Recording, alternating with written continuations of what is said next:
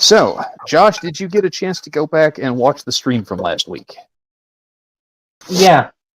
Excellent. Yeah. Did you enjoy it? Oh Hey, wait, Merrick? yes, you had. Merrick? Can we talk? I just want to talk, buddy.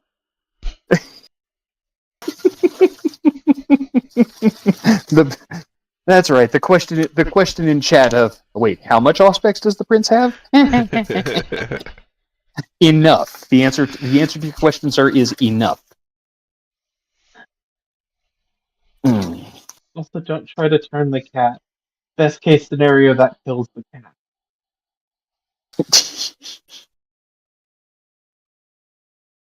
Yeah, embracing a house pet may not be in your best interests. I'm just saying. Ghouling a house pet, on the other hand, can have some hilarious fucking results. We are not making a saber-toothed house cat. Oh, I don't know. Come on, it'll be fun. I'd say maybe you're not. Not with that attitude, you're not. Yeah, right. Damn it! I was But the playing can-do the mad attitude we're scientist. looking Why do for. I have to be the voice of reason? I do love that. Will be a great addition to the household.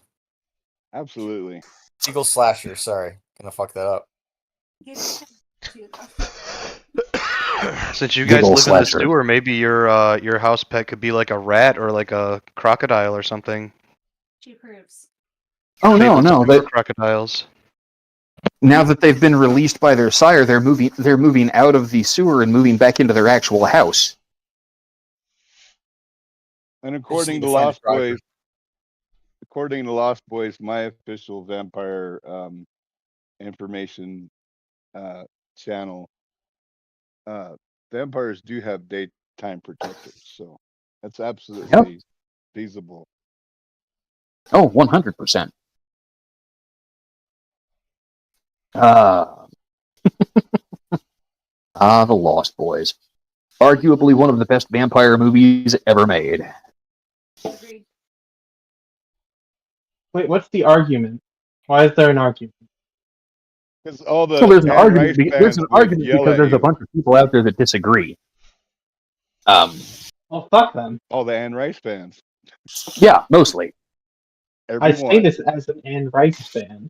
I like Lost Boys. Oh, and especially the ones that really give you shit about it are the fucking Twilight fans, but their sparkly asses don't count anyway, so. Their vampires aren't vampires. Sorry, Twilight my mic is sounds like shit, fascinating by the way, tonight, as an too, artifact of everybody out someone there who in is stream slowly leaving. world. Not so much as a work literature.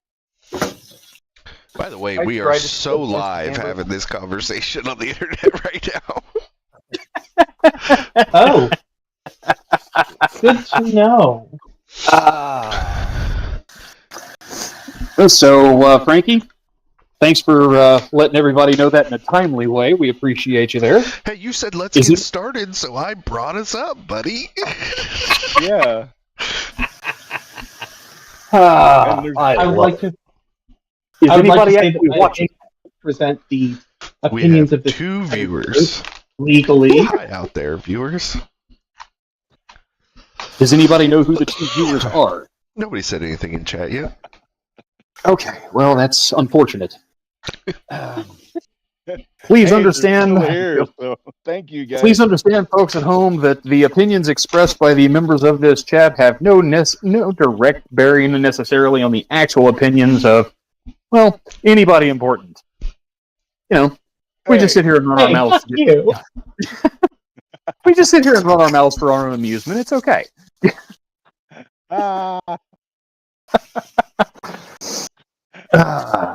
I felt the disclaimer was necessary given the current political climate. I'm sorry. I'm innocent. Bullshit. All right, so brief recap for those who may have missed last week and not caught up by watching the stream of last week's game. Eric. my Apple One, according to Mike. Oh my gosh. Okay, so last week, the Prince of Denver, Edward of Clan Toreador, powerful vampire elder, held court as he is often does on a kind of a quarterly basis. The city's new kindred were presented, most of them at least, and were released on their own recognizance to make their own way in the night and see how they do.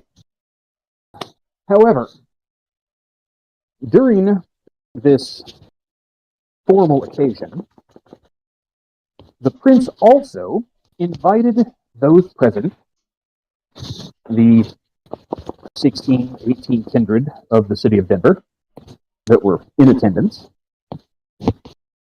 to join him and his personal coterie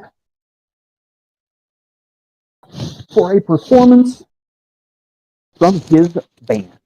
He himself playing lead guitar, and his children and a few of their friends playing the other instruments and singing,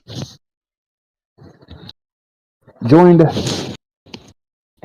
by the quote-unquote ghost, if you will, of Kurt Cobain for basically a 90s grunge fest that went somewhat unappreciated by the city's newest brouhaha. They fucking sucked. Merrick, being the lead guitarist for his own band, has strong opinions about musical value and artistic performance in general, and made the mistake of sharing those opinions publicly out loud during the Prince's set. This has not earned him any particular favor with the Prince of the City, but we'll see how that pans out later. In the meanwhile, after the Prince's little salon, the city's new kindred were invited back to the Red Note to listen to a real band play real music. Right, Frankie? Yeah. Where are you gonna find that? At the Red Note? Probably not.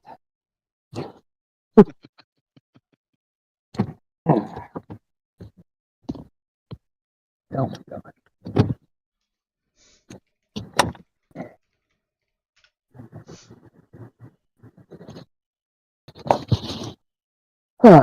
So,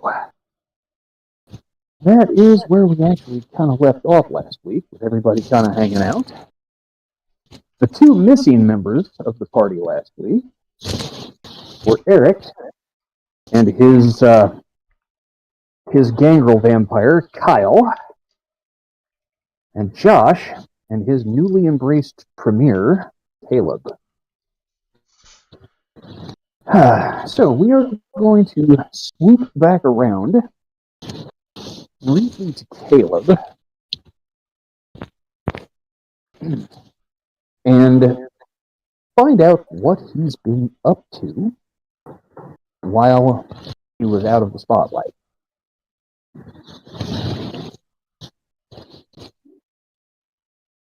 So Caleb, it's been a few days. Mm-hmm. Karina comes to you and explains that she is going to have to go out for the evening.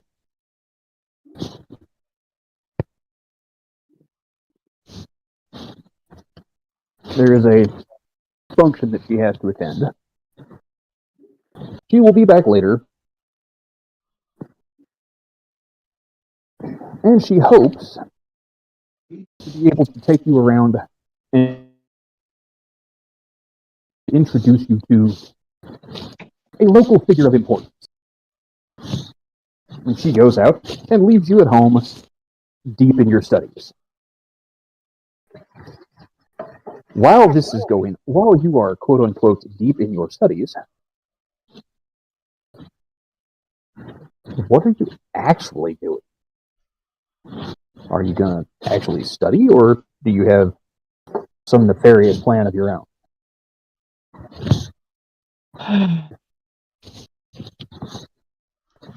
Okay, so here's the thing. Oh Karina's god, clearly been keeping some stuff from me, right? clearly. How hard does the lock on her private study look? Actually, hold on. Before I do this, let me double check my character sheet and how many dots in larceny I have. Because I'm pretty sure the answer is 0. This is probably a bad choice. Might be a bad choice I'm making, but probably a bad choice.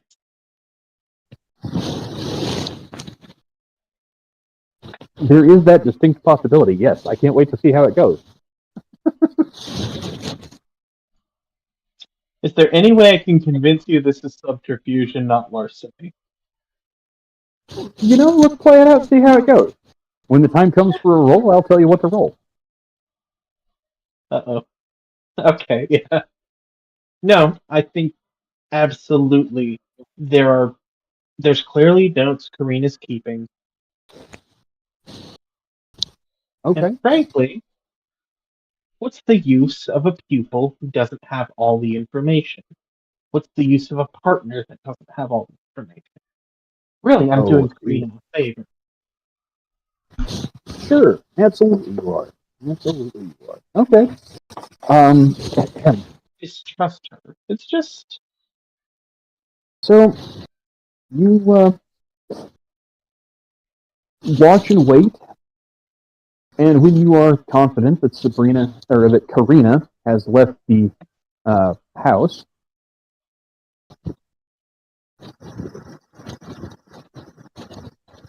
you slip out of your personal space and make your way to her office. by the way, where's Maximilian? You know, I'm glad you asked. You are standing in front of the door to Serena's office, realizing that the door is locked, and that you have basically no skill at opening a locked door without it being obvious that the door has been tampered with.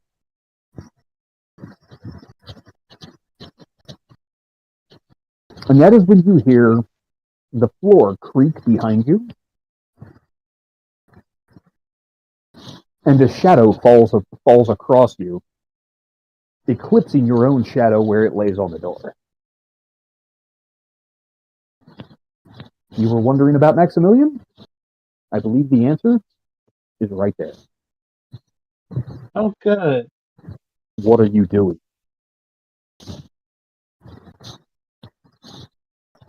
I'm just out for a walk.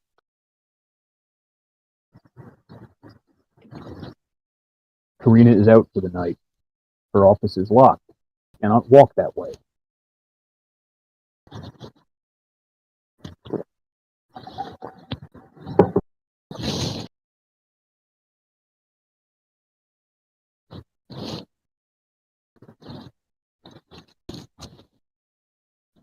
Hello? I think. Hmm. So here's the thing. I know what Maxwell's clan weakness is, but does my character? Absolutely not. Yeah, damn.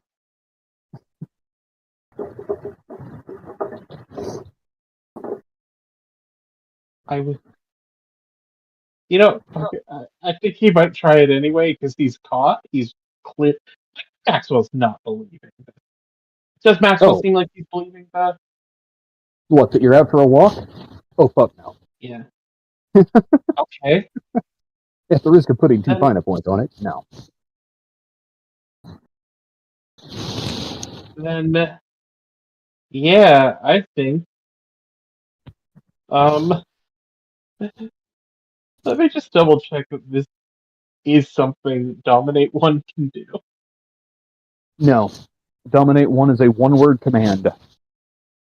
Yeah, I was hoping Forget would work. I don't think it will. I think I need Mesmerize. Wait, shit, that's Dominate 3. Never mind. Uh-huh. Oh. Oh, I'm really in it now. Uh-huh. I mean, you could try to convince him. You don't necessarily have to use supernatural powers on him. You could try to convince him or fool him. But, it's up to you. A lot of choices to be made there. Yeah. Maxwell, listen. I'm... Okay. There's just a book I need, and I need it for the next step of the translation. I thought it would be easier than, like, calling her back or calling you. I assume you don't have keys. I can't imagine she'd give anyone keys. But it just seemed easier, and then I was looking at the lock, and I don't know how to pick locks. So I was realizing I was shit out of luck as I was, you know. You know, that's one of those expressions.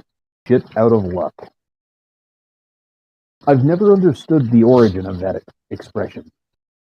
But it seems so very American, doesn't it? Now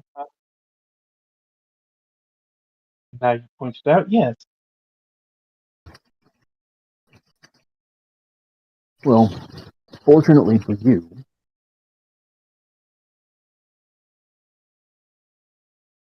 Josh, these rolls are manipulation plus subterfuge. Oh, thank God. What's the difficulty? Just roll the dice and tell me what you get.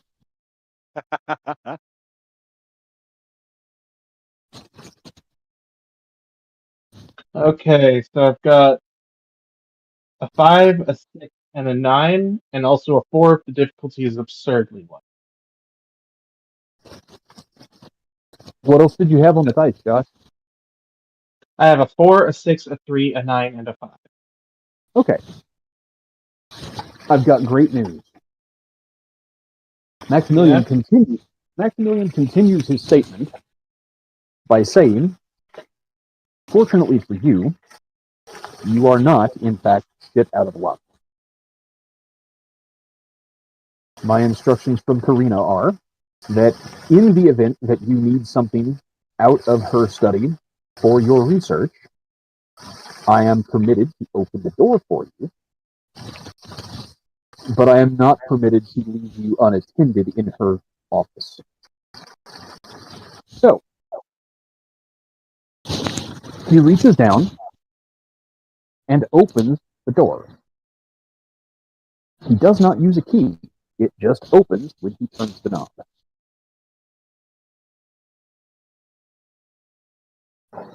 When he opens the door,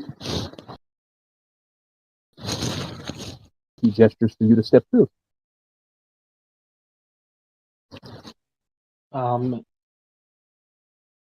Caleb will step through, and he will quickly scan over the bookshelf, trying to locate anything that looks vaguely related to his studies that makes a plausible disguise, and B, anything that doesn't look related but looks like it's being, let's say, concealed.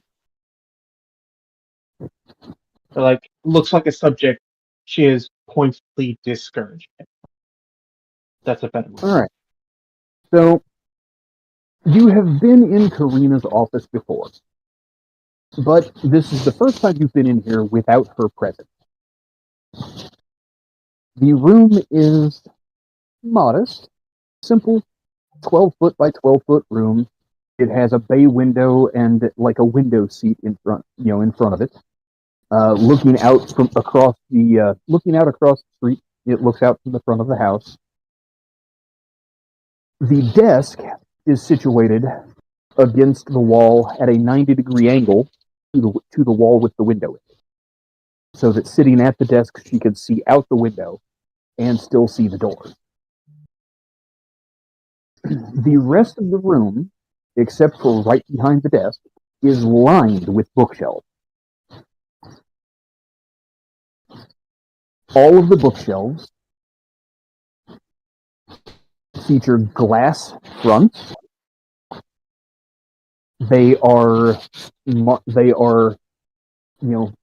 set up with track lighting inside the bookcase, kind of an indirect lighting kind of situation, so that you can plainly see the titles on the spines, or in the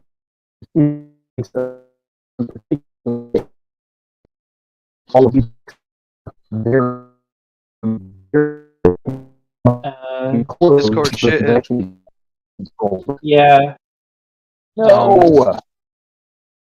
Can you hear me now? Yes. Okay. Sorry, not sure what that's all about.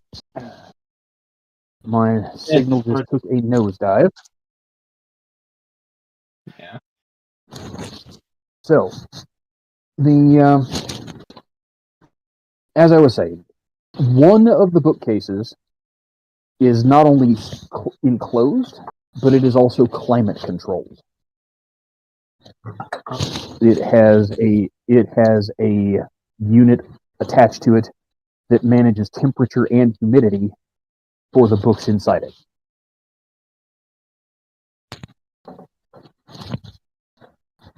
That makes sense. All of these cases are locked, and Maximilian stands behind you and says, "Which case do you need into?"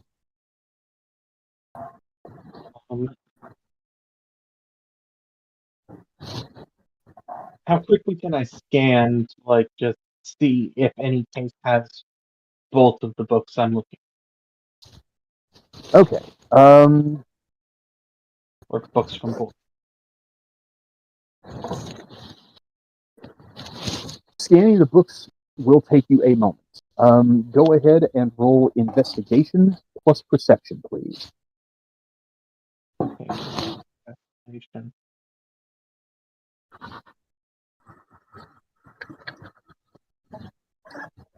You have a Okay. situation where you have an idea what subject you are looking for, but not necessarily a title in mind. So your difficulty is a little higher than it might otherwise be. There. I've got a 2, a 7, a 9, and a 2, 7, 9, and what? 10. Okay. You actually have 2 successes. Very good.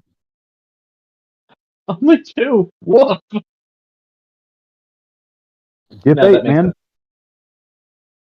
Yeah, no, that makes sense. So,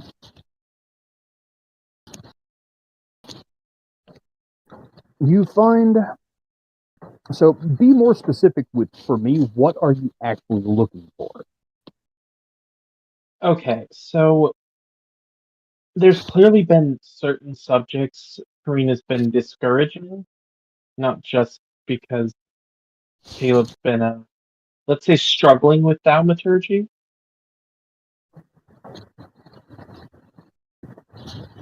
But So, you are specifically looking for magical text? oh yes, absolutely. Okay. Well, in that case, the books that you want won't have titles on the spines. They are going to be in the climate-controlled case. Okay. I think, I think he'll spend a moment longer examining over the climate control case.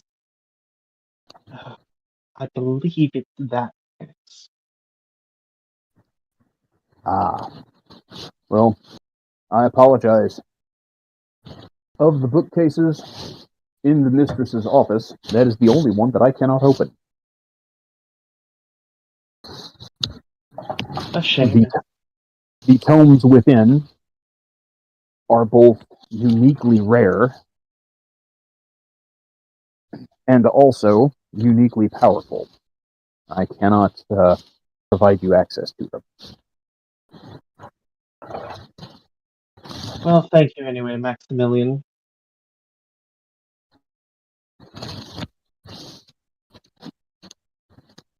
So you turn to leave the room? Absolutely. He puts a hand on your shoulder. But I thought you said you were working on translations. Yeah, it's a esoteric bit. There's no direct translation in mortal language for it.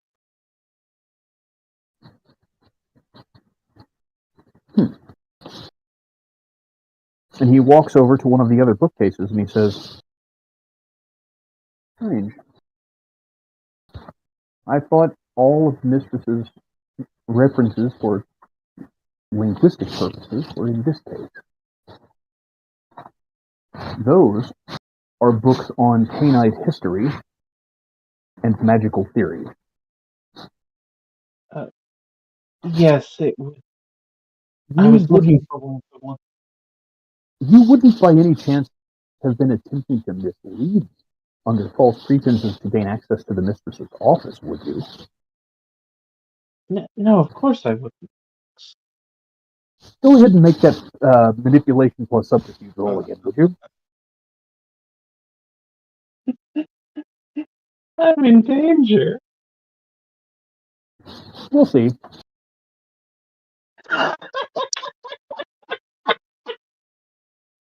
Oh, please Did you tell me botch? it was 8. Did you botch? Depends. Is a 7 a success? No, it's not. Then that's a fucking botch. That's a I 2-1 love it. botch. Oh god, it's a double botch. All right. So we will now take this moment to cut away and let's go see Kyle Jensen. We'll leave Josh twisting in the wind, wondering what happened when the 8-foot-tall gargoyle caught him in a lie. Yeah, let him wiggle, squirm a little bit. So I'm assuming I missed the meeting, right? Yeah, I'm afraid so. I don't know what I was doing, but Well, I mean, as we've discussed at some length, you've been kind of, well, I hate to say it this way, but I can't think of a better way to say it. You've been shopping around looking for somebody to turn into a ghoul to run your business. yeah. You were holding job interviews in the early evening hours, and the time got away from you. Okay, that worked. It's Did I find a candidate? kind of an odd thing, but Have yes. I found a candidate? You have come across a young lady that you think fits what you were looking for. She is, late 20s, a little older than your actual apparent age. She is a student working on her master's degree at one of the local colleges. But she's, how do I say this delicately? She has been a student working on her master's degree, according to her own admission. She got her bachelor's 6 years ago, and has been, well, as she says, she has been struggling to find the motivation to complete her MBA. But she does have management experience in retail. She is, in fact, a devoted pothead. For those of you who may have missed Eric's last appearance with the group, our esteemed member of the Gangrel clan is attempting to take advantage of a relatively newly legal industry in Colorado and open his own dispensary. Yeah, man. And he You know, if finally you found a business major who smells like patchouli. You got it.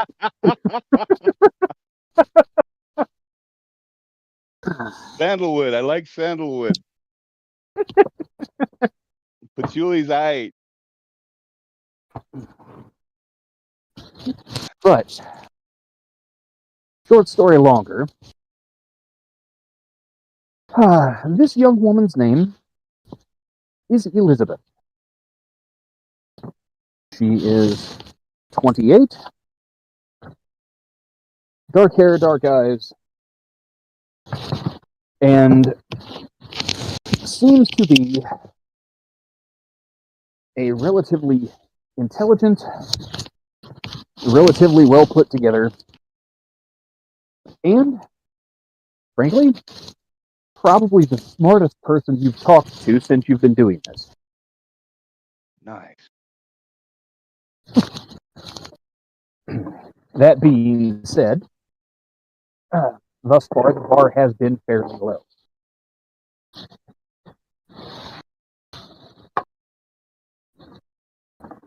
So, yeah, this is the scary part.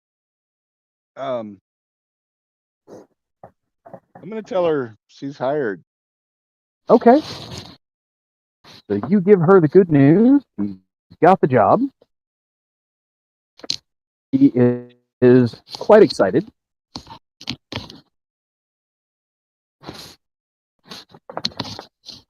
And I will actually hire her, but I'm not gonna tell her the other part Some of of the it finer details. until I speak with the prince. Okay, that's a good choice. And I appreciate your discretion. being the courageous neo-pagan that I am, I need to go talk to the prince. Okay. Well,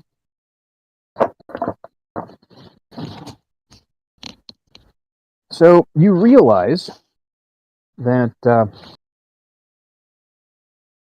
you missed the formal session this evening. It's like, oh wait, that was tonight? Crud.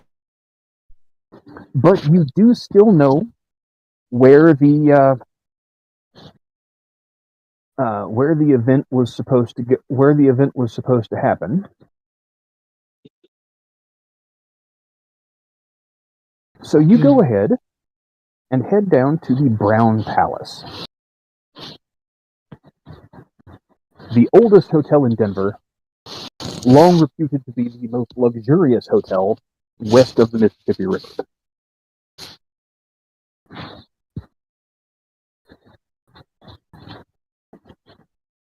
Oh boy, I hope it's not rap. I don't know when that stuff came into play. Beg your pardon? Rap. I hope they're not playing rap. Rap music. It's bizarre to me. No, they're not playing rap music. As is the speed metal stuff. No, Well, no, any that's music. you're thinking of the Red Note, which is where Frankie took the group after the Prince's meeting. The Prince's meeting is going on at this fancy hotel. Okay. But you arrive and make your way up to the ballroom that had been set aside for the meeting.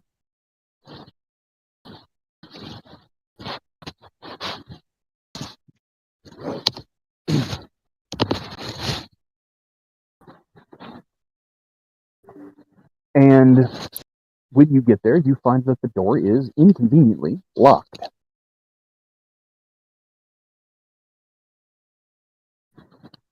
Well, I'm gonna do what any modern neo-pagan would do. I'm gonna knock on the door. I love you, man.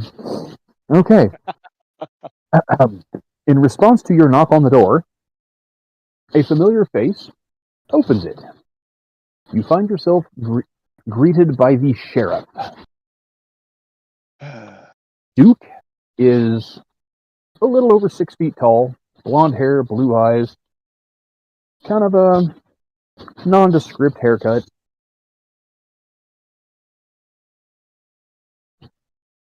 He looks you over,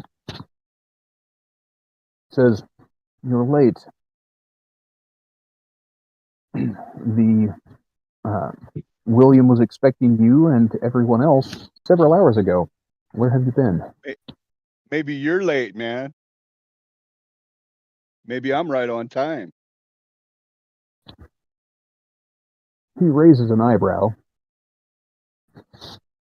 William is still in conference with a few of the others. Please come inside and cease this foolishness. Okay, man. Thank you. Appreciate you, man. I'm gonna go look around the room. Well, what you find is a meeting room with a long table with about 18 chairs at it. There is a door at the opposite end of the room, but there is no one else in this room.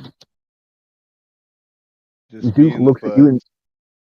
Duke looks at you and says, "Please have a seat. I will let William know that you are here." Yeah, that's what you want me to do, man. Just take a seat. Yes. I don't really Yes, it is. abide by the conventions of the man. And I just Fine. continue doing what I'm doing. Stand on your head in a corner. I don't care. Edward will be with you in a moment.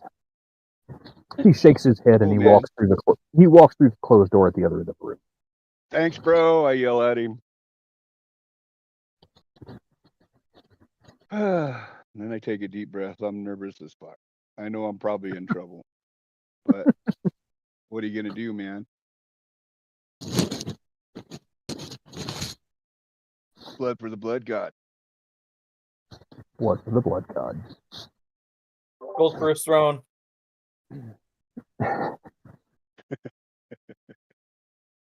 All right. So about half an hour goes by. You are still waiting in this room? Yep. Okay. I find me a book and kind of start browsing. There are no books in this room. It is a I thought you said there were books in the room. No. That was the office that Josh was exploring. This is a Okay. meeting room at a hotel.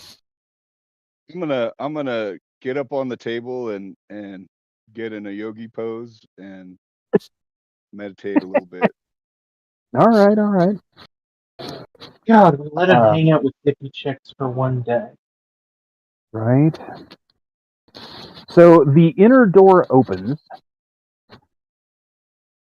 and several people that you recognize, and a couple that you don't, come walking out of the inner, whatever it is. Looking past them, you see that's actually a slightly larger room, like set up like ballroom style, with chairs and a low stage, with band gear set up on it.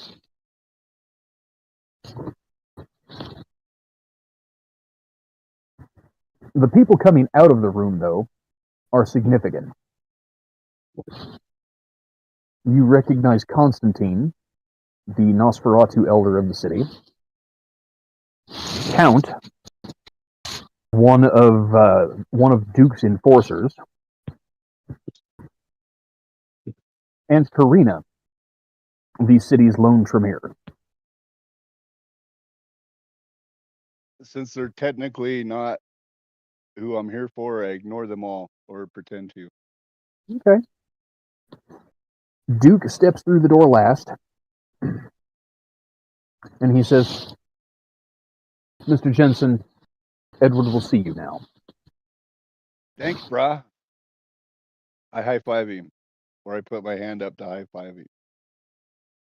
He steps aside and lets you through the door. Good looking out, man. I enter the room. All right. Up on this little stage with the band gear, you find the Prince of the City disconnecting electrical cables and putting away guitars. He looks up and he says, Mr. Jensen, I was concerned that you weren't going to make it tonight. I apologize, your magnificence. I was busy interviewing managers for my business.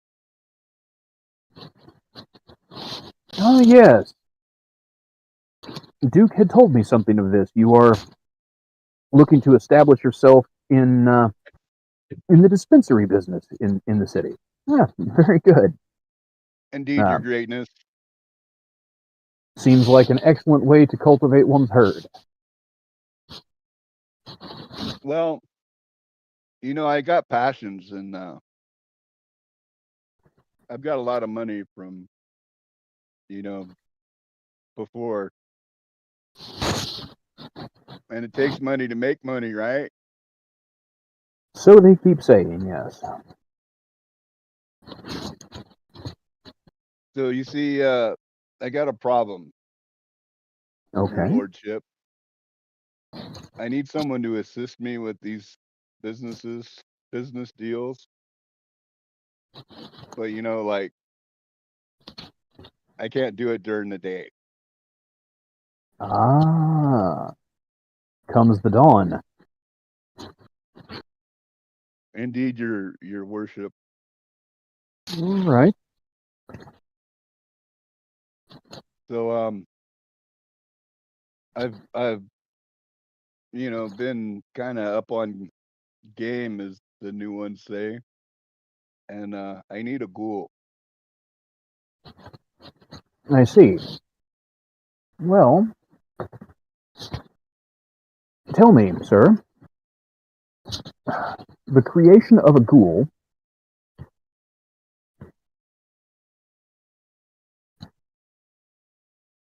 represents a rather significant threat to the masquerade.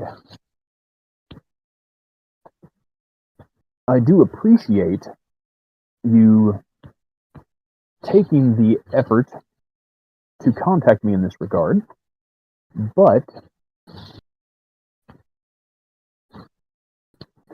I have to wonder,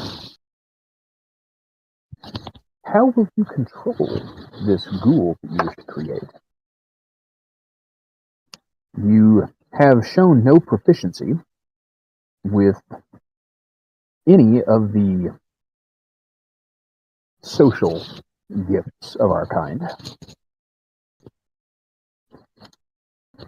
Threats of violence seem like they would be inefficient. Well, bro, it's pretty easy. It's like all you vampires that I've noticed are like menacing and threatening and whatever, but whatever happened to kindness? And I bust a big smile. If I show her love, then why wouldn't she love me back?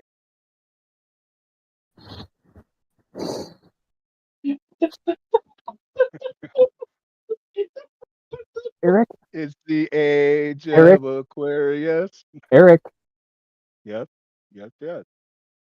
please roll your charisma and your choice of either subterfuge or performance. Um, no subterfuge. There are no There are no filters here. Do you have dots in performance? I got a dot. Go ahead and roll your charisma plus performance. I did. That was 4 dice. So a 6, a 2, a 9, and a 4. Congratulations, you have one success. The prince laughs at your attempted humor. Oh, he wasn't being humorous. He Oh, was I being know. sincere.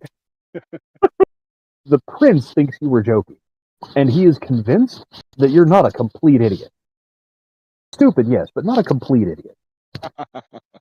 It's like, well, as noble as that aspiration is, unfortunately, the secret of our kind relies on sterner stuff than love and affection.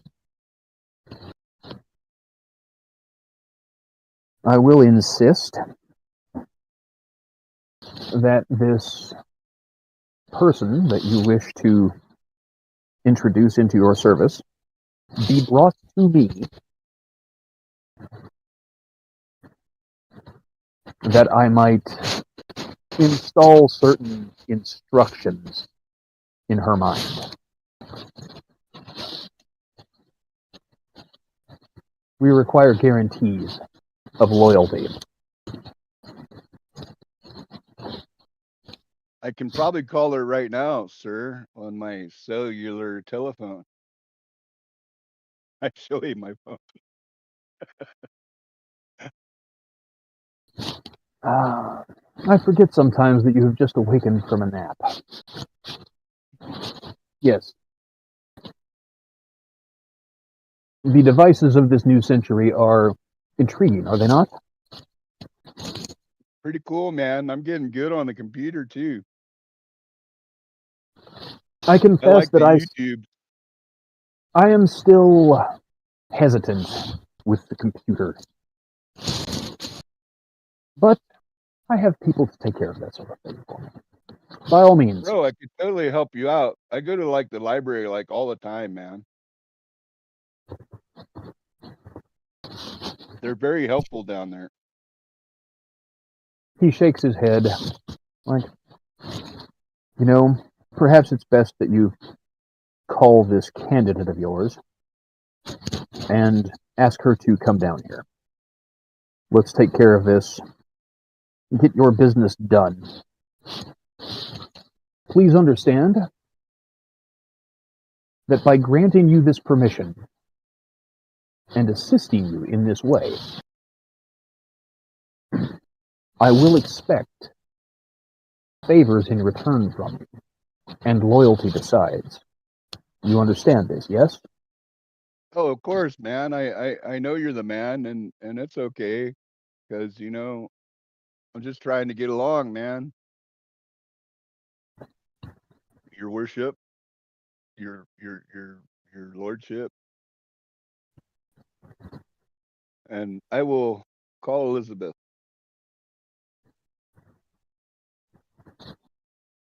All right. You call Elizabeth up, and she says, "Oh, well, hey, boss, is it too soon for me to call you boss?" No, you're hired. Like totally. I just need you to meet my business partner. He's Ah, kind I of a see. silent part. He's a silent partner, you know. He won't like be involved in the business at all, really. Yeah, of course, sure. So you tell her where to go, and she says, "Yeah, I can be there in half an hour. Is that okay?" Um, I looked Edward at Chris. nods. Yeah, I said, he nods. "Can we send her a car? You've got the resources." I don't even mute it. I just say that to him. He shakes his head and says, "No, I'm afraid not. I don't have someone on duty to handle that sort of thing for me." Okay, I tell her, yeah, yeah, take a taxi or whatever you got to do, and I'll pay for it. Oh, I'll that's pay you okay. for your time. I've got my own wheels. I'll be there soon. Thank you, Elizabeth. No problem, Kyle. I'll see you soon. Alrighty. So I'm like, You hang up the so phone, and Edward just kind of cocks his head and looks at you, and he's like, "That may be the most wholesome interaction I have ever heard one of our kind have with someone that they intend to fool. That was bizarre. I kind of like it.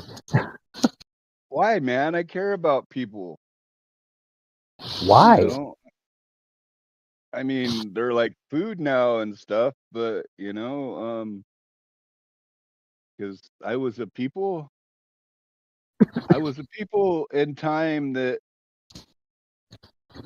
people really cared about people. Hmm. People really wanted, people to know that they were loved and cared for, man. The world ain't that way Oh, no more. no, I'm afraid it most certainly is not. It's like I can be a savage, but I'll be a savage when it's time to be savage. Ah,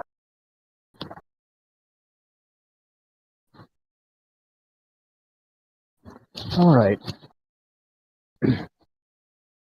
So, do you offer to help the prince while he breaks down his personal musical equipment? Oh yeah, man. Let me give you a hand with that, bruh. I mean, your worship. He asks you to please not touch his guitars, but he shows you how to roll up cables, and of course uh, he asks you to carefully set the amplifiers and monitors down, uh, on the floor over by the door.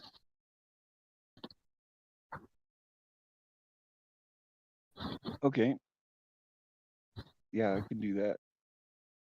I imagine I've been Oh, around a band sometimes, so yeah, once or twice. Some of the gear is a little shinier now than it used to be, and it has a lot more lights on it. But you get the idea. yeah, and I'm probably a little stronger than I used to be. Yeah, a little. All right, guys. Excuse me just a moment. I must step away. We will resume this in just a moment. Let's call it a 5-minute break. Okay. Sounds good. I used to be a people. I used to be a people, man.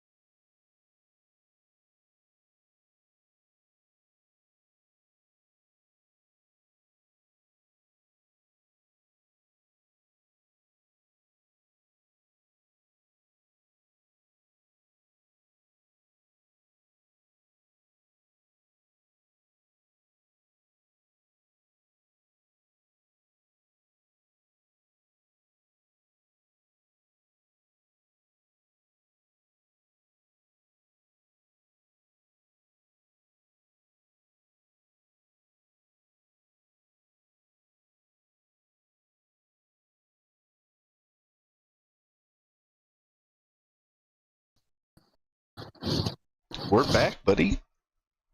All right. Well, welcome back, everybody. Sorry about the little break there. So, a brief half hour passes, and Elizabeth arrives and is escorted in by Duke, which you are quite pleased to see, Kyle, that Duke is the soul of courtesy and politeness. Um, when she walks into the room, he is actually telling something that sounds like it might actually be a joke, which you've never seen any evidence that Duke had a sense of humor. But she laughs politely and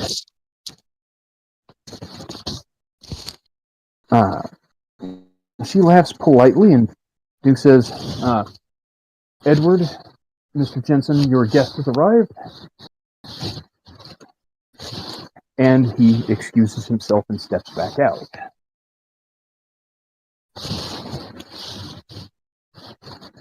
And Edward looks at you and says, So, tell me, Kyle, who have we here? This is Miss Elizabeth. She's a college student. She's studying for her master's. She's lacking motivation and purpose at this time in her life.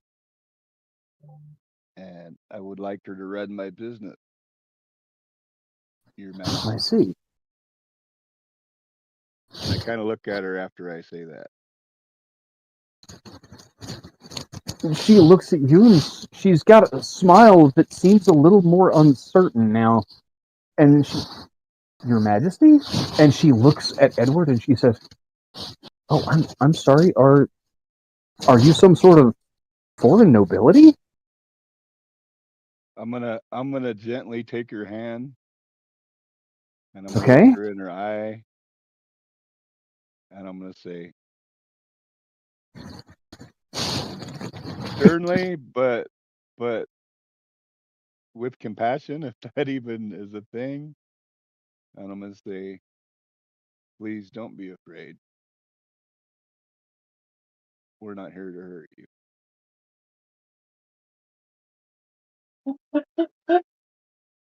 She looks at you like you have lost your ever-loving mind, and she's like, I had no idea that there was a possibility that was on the table. You just hired me for what I thought was going to be a pretty good job. Don't get weird on me now, man. We just met it, like 3 hours ago. Well, it's kind of not my choice. And I look at the prince like help me, man. And I'm gonna say, would you explain it to her, your worship? Oh. Excuse me. So, Edward just looks at you and kind of shakes his head a little bit. It's like, yes, I will take it from here. I am terribly sorry, Elizabeth. Kyle is, well,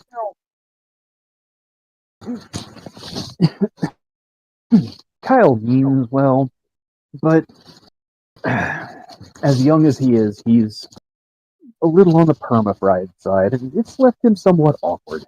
I'm so sorry. So, Hey, man, I resemble that remark. I know.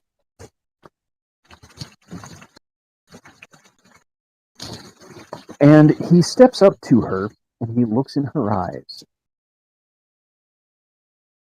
And he says,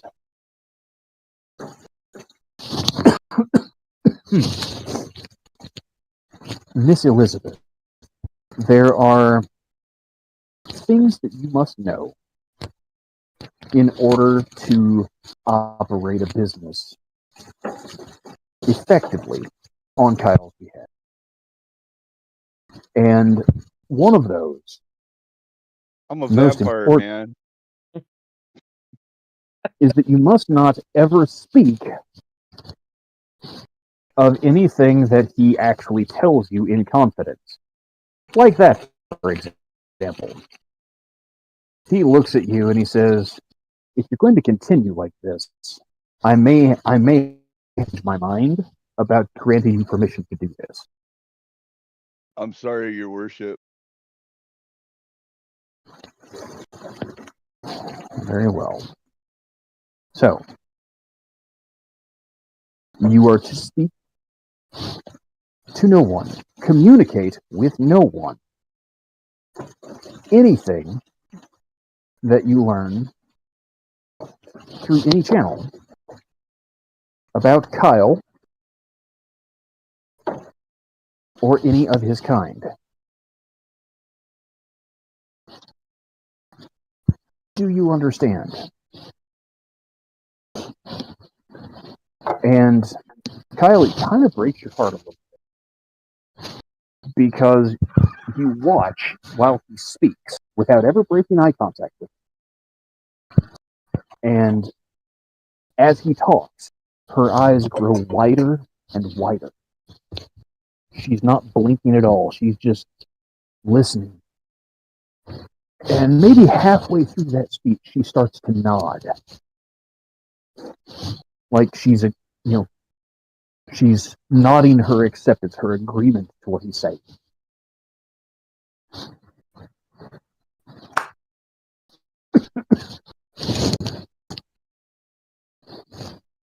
Until by the time he is done speaking,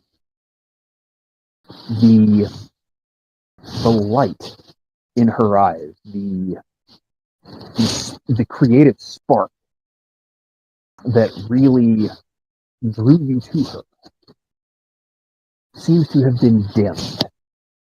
Yeah. The first thing that is going to happen, Kyle is going to give you something to drink. It will be a red liquid, kind of thick, and it's going to taste like cherries. You understand? Yes, I understand.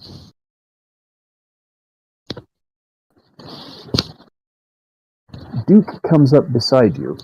You didn't even realize he was in the room. Duke comes up beside you, and he hands you like a shot glass. And he whispers in your ear,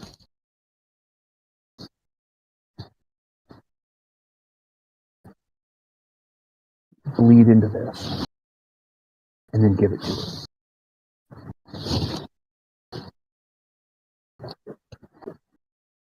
I'll kind of run my thumb along my wrist till I feel the vessel, Okay? and then I give it to her. Okay.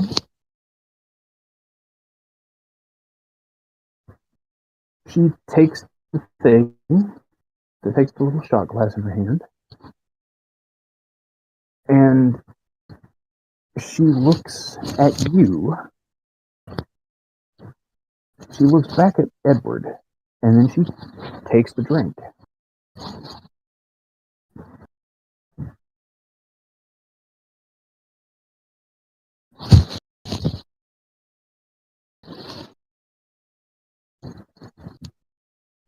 She makes kind of an odd face for just a moment, like, oh my god, that's not cherry flavored. She's like, but then she smiles and says, oh, cherry flavored.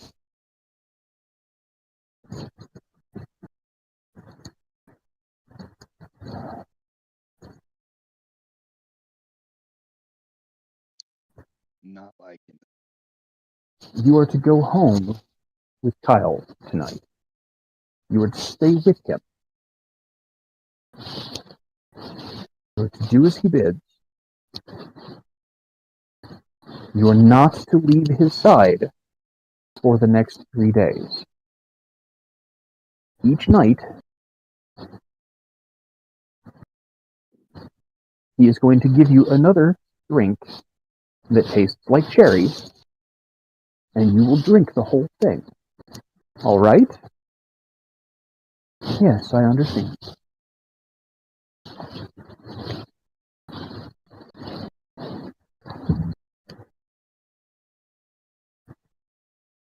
He looks back at you, and he says, if this is the one that you want as a tool, I have done what I can to assist you. You must feed her your blood 2 more times, and then she will be yours forever. You will want to continue to feed her your blood once a month to help maintain that control. Understand, Yeah, if I'm clear, Your Majesty. she becomes a threat to the masquerade, I will kill you, not just her.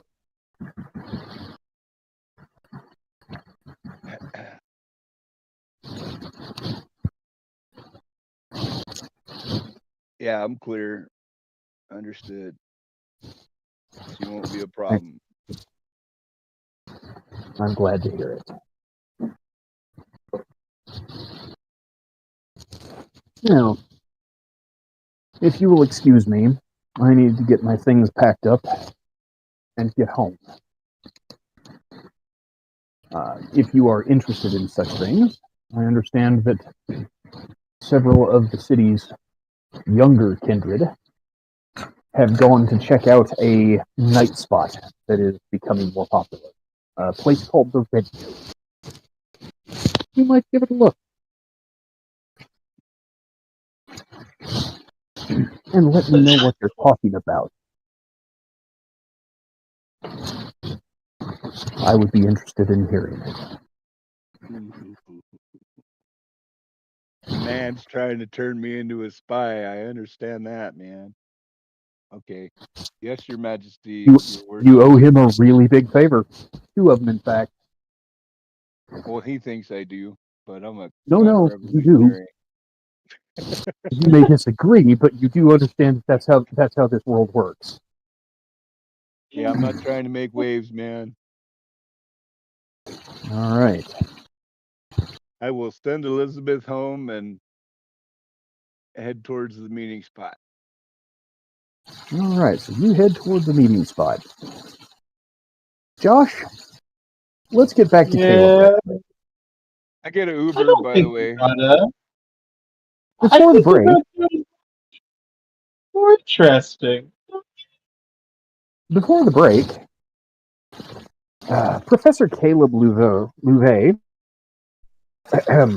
made what many might consider to be a poor choice. He attempted to mislead his sire's butler, bodyguard, whatever he is, pet For monster, Maximilian. into granting him access to restricted works in her collection. And then Maximilian got wise to Caleb's deception. Or did he? The dice suggest that he probably did. Caleb doesn't know that. Yeah. So Maximilian calmly looks at you and he says, it would be very awkward between us if I thought you were trying to mislead me. If I thought you were taking any action contrary to Miss Karina's wishes. You do realize that I would have to report such a thing to her, do you not? Of course. I would expect nothing less from another one of her colleagues. Ah, Very good. So you acknowledge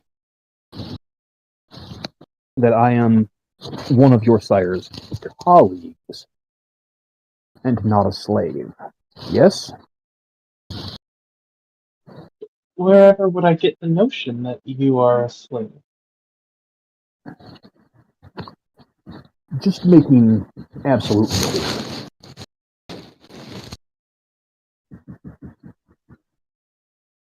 Of Perhaps, course. perhaps it would be best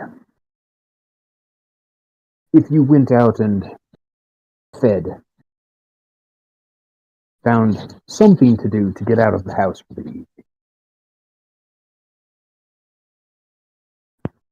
It might very well be for the best.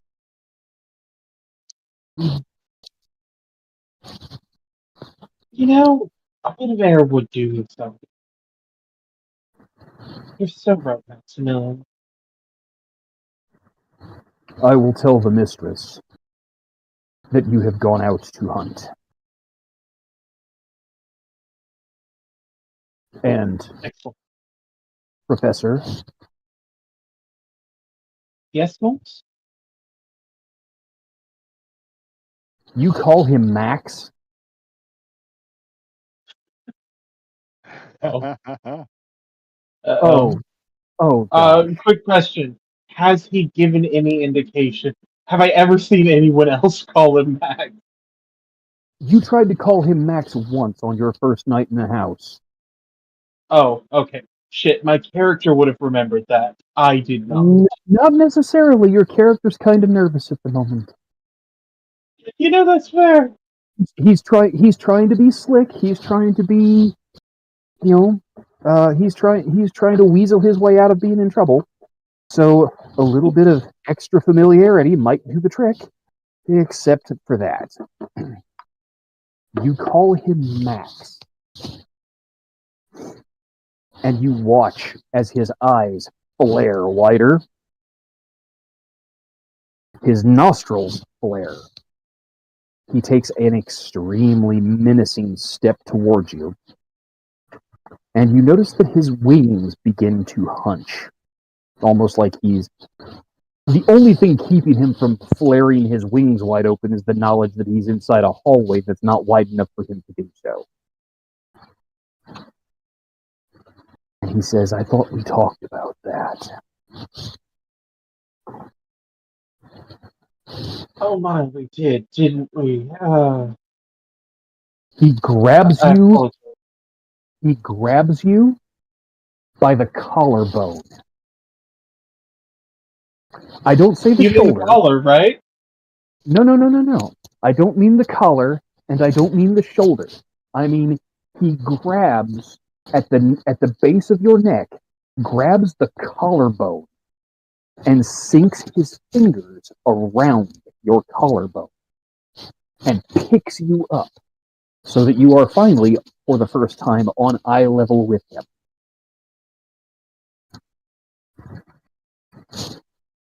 And he looks deep into your eyes and he says, the mistress finds you useful. She does not find you irreplaceable.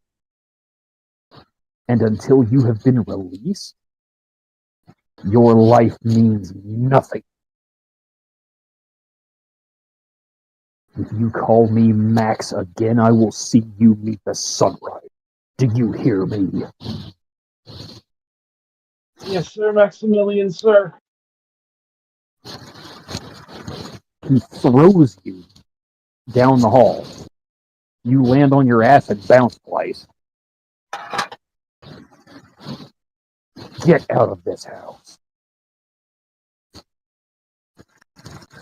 If you're lucky, I will have calmed down enough by morning to let you back in.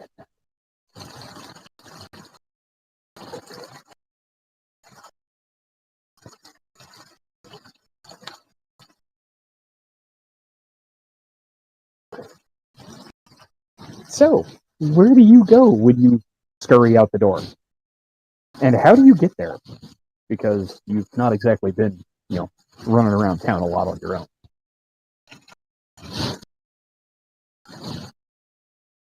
I'm assuming at this point Caleb's car, if he had one, is a little bit still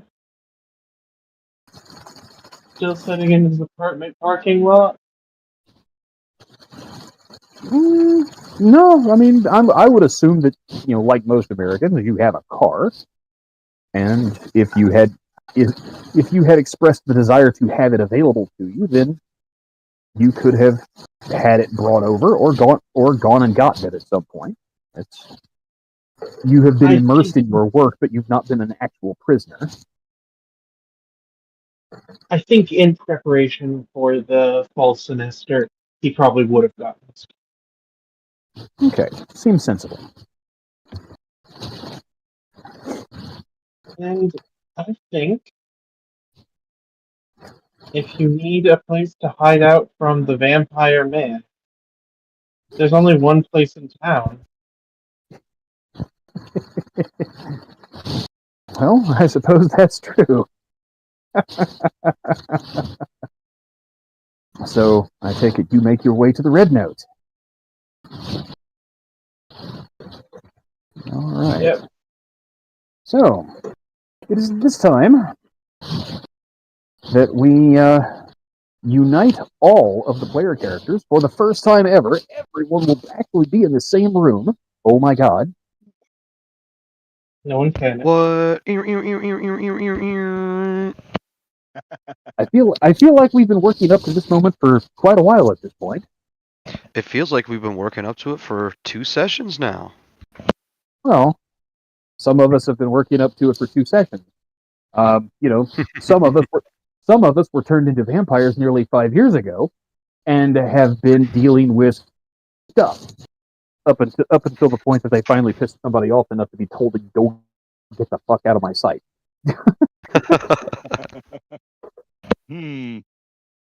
Yeah, not naming Josh by name. Wait, I've been a vampire how long? 5 years. Okay, so I assume at this point I've solved the issue of night classes. Yeah, you have. Okay. Yeah, you've had ample time to get that taken care of. I'm impressed it took me this long to get my ass kicked out. Well, you have certainly been working at it hard enough. Caleb did nothing wrong. Oh, I don't know about all that. So,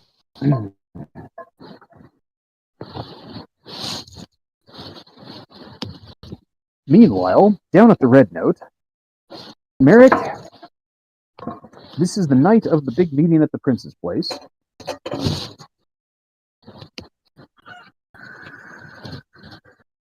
You are well aware that you may have stepped in a little bit, but you've come down to the bar and played a pretty good set. And some of the folks that you met at the Prince's little get-together are here.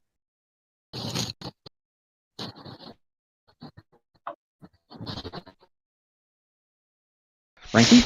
I'm here. I was waiting for you to finish the setup. Okay.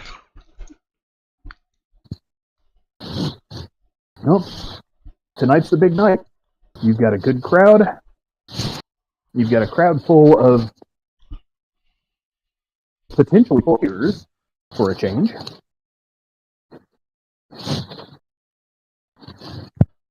I'm going to throw this into your court. This is role play, but you are only the master of ceremonies here at the moment. Max and Shelley are here with their black leather jackets and their hoodies and their COVID masks. Hoods pulled down low so that the only thing you can really see of their faces are their eyes.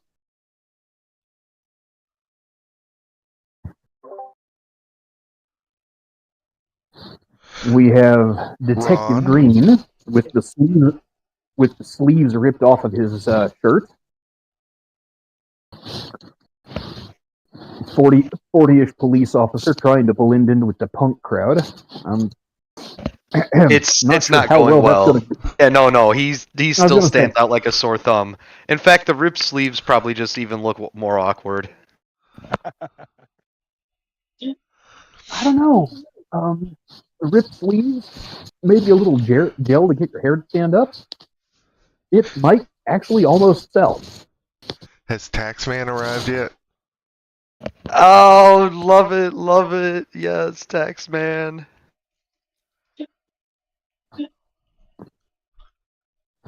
The tax man is pulling up now. Josh, Yeah. you find a place to park. You make your way to the door of the club. You are Caleb leaves arriving. the blazer in his car. Oh, I'm so glad. And he also undoes a couple of the buttons on his button-down shirt. Yes, So he he's now listening looks like up. a douchey professional. Well, at least nothing's changed. Oh, Hey Dave, I want to test you for psychic abilities. How many fingers am I holding up? just two, one on each hand. Incredible.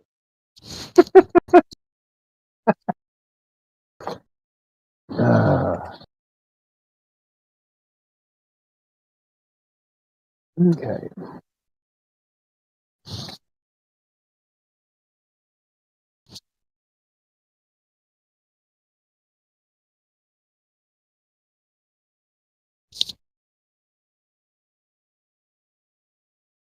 Okay.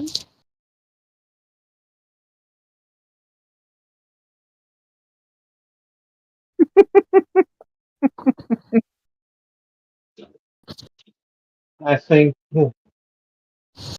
Caleb just returned the A with as enthusiastic an A as he can. Hey, Merrick, mon frere. Wow. Let's not do that anymore. Can we go? Want to introduce you to some people? Did you say these are kinfolk kind of people? Do you consider them kindred? Yeah. Why are you being so fucking weird about it? Because we're not supposed to say the V word. Well, I didn't. I just said some people I want you to meet. I love it. Come on, follow me, and I'm gonna lead everybody up so that we can all finally sit down together. Oh, God. Best interaction ever. All right, so carry on.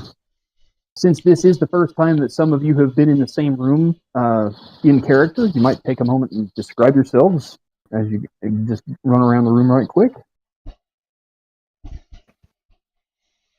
Max Shelley, start us off. Yeah, Thank you. hit Here we it, go. Kelly. She hates me now. You're talking to the group. I got her. All right, I'll help. We're pretty much dressed the same. She's smaller than me, more slight, but we're both wearing leather jackets, gray hoodies, and ratty COVID masks we picked up in a dollar store. Her COVID mask has Bluey on it, and my COVID mask has SpongeBob SquarePants. We were short on time, and we had to find something to cover up our faces. So it is what it fucking is. Ron? You see a man standing there, about 6 feet tall, slender. He's definitely a cop. I mean, it is so easy to tell. He's got like a stern look on his face. He's even standing there with his arms folded. He seems like very out of place here. Obviously, it seems like this is the furthest place from where he'd actually be. But I think everybody gets the gist here. We're all kindred, and we're all brought here together, basically. Yeah, that's about it for Ron. Cool. Merrick is 5'8", kind of a scrawny looking guy, brown mussy hair. Right now he's in a Black Sabbath t-shirt and a pair of ripped black jeans. That's it. Taxman. Yeah, that does leave me. I, Caleb is Tinder 6 feet. That is 5'10", and got brown hair that it's a really good thing it doesn't grow anymore, because otherwise it would be a mess after the past 5 years. It does look like someone ran a comb through their hair for the first time in several weeks tonight. He's got glasses, he's got a button-down shirt, unbuttoned several buttons down, and he is, yeah, you don't have to ask him what he does. You know it involves books or spreadsheets. Eric, are you here? I, indeed, I am here. Is Kyle at the Red Note? He's probably getting there. He took an Uber, so it might take a while. He does drive, but he's blending in with society. It's easy, man. Just got to pull out my phone and hit a button, and Oh, jeez. yeah. Ron, Max, Shelly. This is Taxman. Taxman, this is Ron, Max, and Shelly. Taxman. What do they call you, Taxman? Look at him. I was mistaken for an auditor when we first met. My name is Caleb. Okay, Professor Lubay, if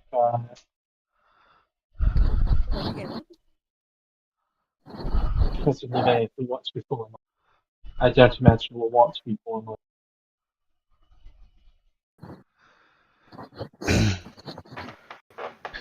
So, what'd you guys think of that little meeting tonight, huh? Shit was fucking crazy. The big head honcho, he could read fucking minds. Can you get that? Oh, I got it. I kind of pissed him off when he read mine. Shit, glad that didn't happen to me. Matter of fact, Merrick. Yes. Merrick, how long you been a musician? Oh, see, I picked up the guitar when I was 8. I never had the knack. I mean, like, I like good music. You know what I mean? Like, nothing gets panties dropping faster than dollar bills and... Oh, sorry, Shelly. She doesn't like me to talk about before I met her, but, like, good music does good things. It's going, though. Honestly, I don't either. I've been stuck in a sewer for 3 years, so honestly, 3 this is the fucking first years? time. 3 years, man. Like, or was it 2? Hard to tell. There's no sunlight, hun. But me and Shelly losing our damn minds. Oh, yeah, it was bad. It was bad, guys. By the way, do you guys have like a driver or like someone who takes you around places? Me and the boys got the van. Why? Okay, that's a little low on my speed, but yeah, I'm looking for a guy. Like, if you know someone, preferably as somebody with a background in crime, I tend to get along well with them. But I need a driver bad. So if you're like, Where are you from, Max? say again? Where are you from? That accent. Little town in Siberia. You wouldn't know it. The temptation to roll academics just to see if he was Siberia Can't covers meta an me awful based lot on of. my- Yeah, and that's not really your field of study anyway. So you're far more proficient in dead languages than live ones that people are still speaking. Damn, But anyway, if you know Texas someone, let me language is know. Me and Shelly, that- arguably dead. You've seen the man.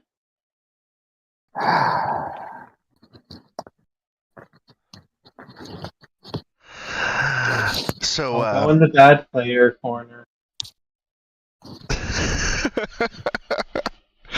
your you guys really drew the short fucking straw, man. I'm sorry. Ending up as a Nas, that sucks. I bet you were a real good looking dude at one point.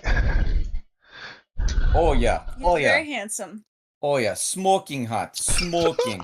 And Shelly, Oklahoma smoke show, no doubt. Like when I met her in hotel, which is very odd because we met in the same hotel that shindig was. She is smoke show, but we're working on it. Konstantin has our back. He's gonna teach us those 1,000 mask ability, and we're gonna get our faces back. You'll see. Yeah, he'll look more like he did before and less like Smeagol. Hey, I like that movie.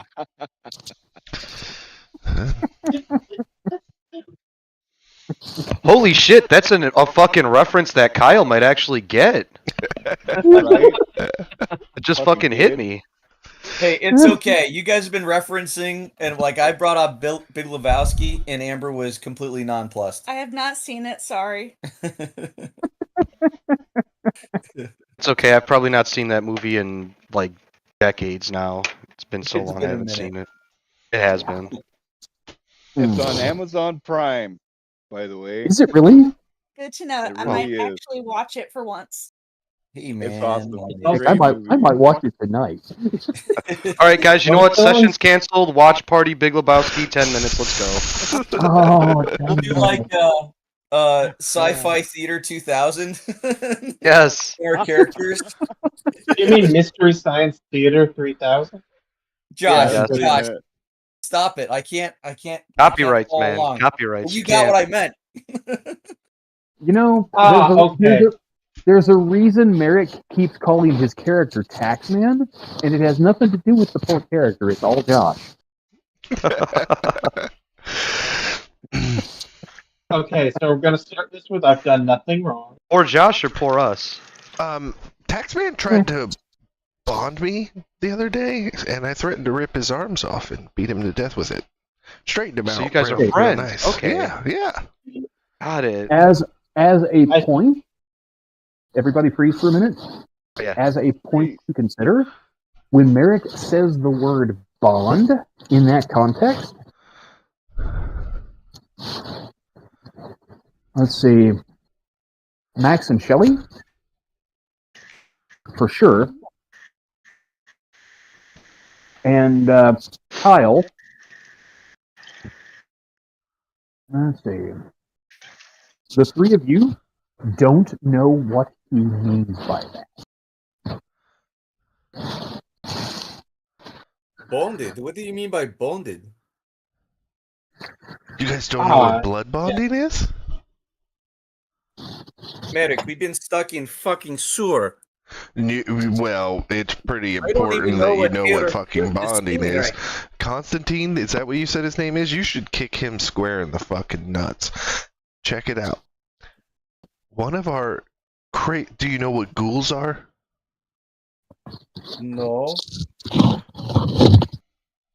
Listen, your search for a driver could be a whole lot easier. You know, you can feed mortals your blood and do that over a period of time, and they will basically become your fucking servants.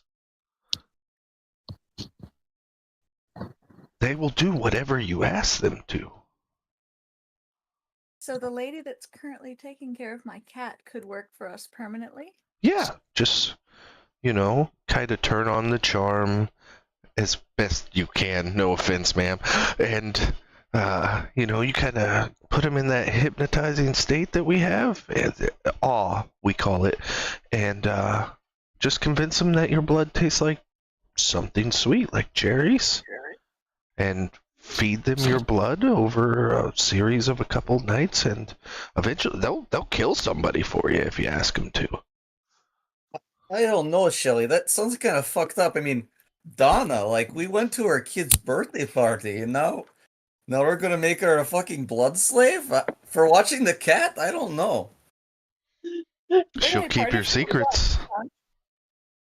She can walk Well, around more than we can. I've always used money to keep secrets. Like, We'll pay her well. what about the initiative? What about the attachment? I mean, what happens if the ghoul fucks up?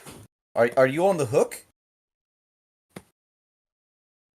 Just Question. they're mortals, buddy. We cut them into little pieces and make them disappear if they cause you trouble. What's the question here? I don't know. I mean, you're talking to a man who's made his living like cutting people up like for money, and like I don't know, the whole kind of sounds like slavery. It reminds me of Tatia back in New York City. She came to the States with me in a shipping container and got sold off as a prostitute, and I don't know if I like that. Well, just know that vampires can do that to you. So anytime someone of us offers you their blood, question it. Noted. Good to know. Wait, that works on more. You don't know about ghouls? Jesus Christ, Ramon's a piece of shit and I know what ghouls are, guys.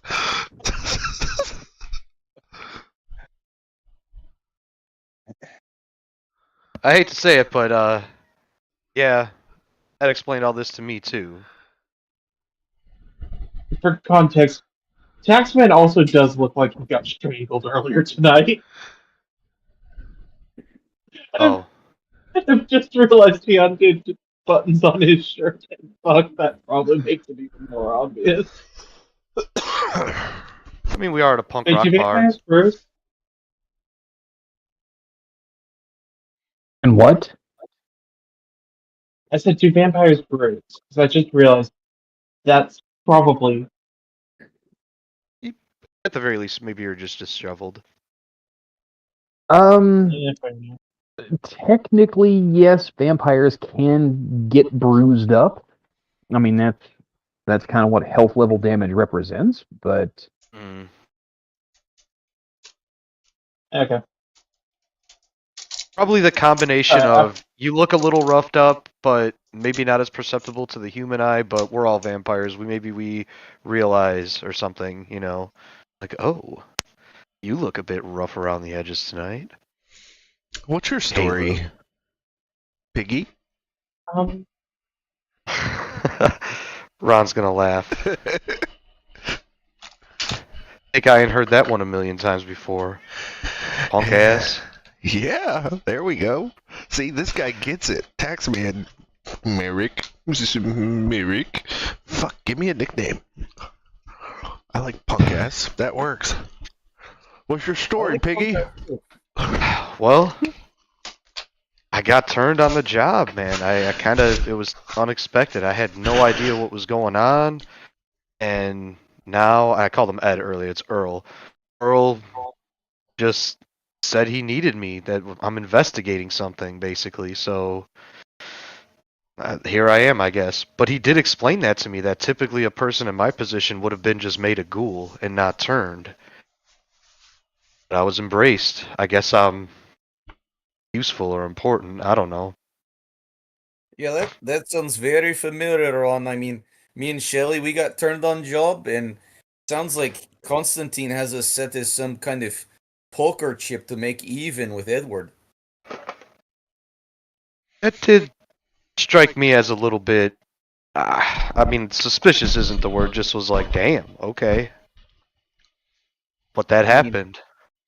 How does that I make like- you feel, being a pawn, Max? Okay, Dr. Phil. Well, I've been a pawn for most of my life. If I haven't been owned by the mob, I've been owned by some cartel. But recently, with me and Shelly, we've had some level of independence. Now that's in the shitter because we owe Constantine our unlives or whatever you want to call it, and now I owe Edward something I don't even understand. Hopefully, I can just do my job and make some money. No, I do have to say it. I find it fascinating that the both of you were turned together. I mean, we are deeply in love, and she'd never leave me. I mean, even if I am bald and ugly and my fucking ears make it to the top of my head, but we're going to figure that out.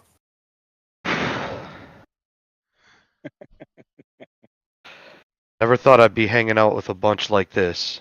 Maybe you, and he points to Caleb, but the rest of you, unlikely. Yet here we all are. Our life has Here brought we us are. together. Any news on those Or maybe plates, Taxman? Yeah.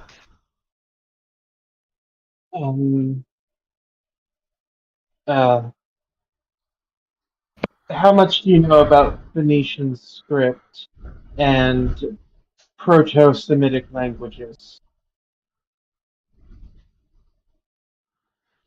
Oh, Shelly, you might know. You might know. You're the schoolgirl.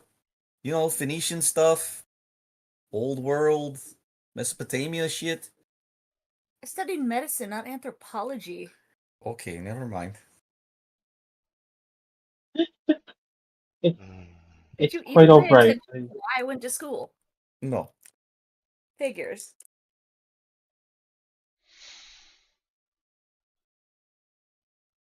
Okay, This is Taxman, what go I'm ahead. Talk saddled about with. the script. No, I'm afraid it's dreadfully boring unless you're a specialist in this, I suppose. It's just fragments of ancient history. The bits with vampires in it. We have, due to the masquerade, lost a great deal of our history. What we're left with is legend.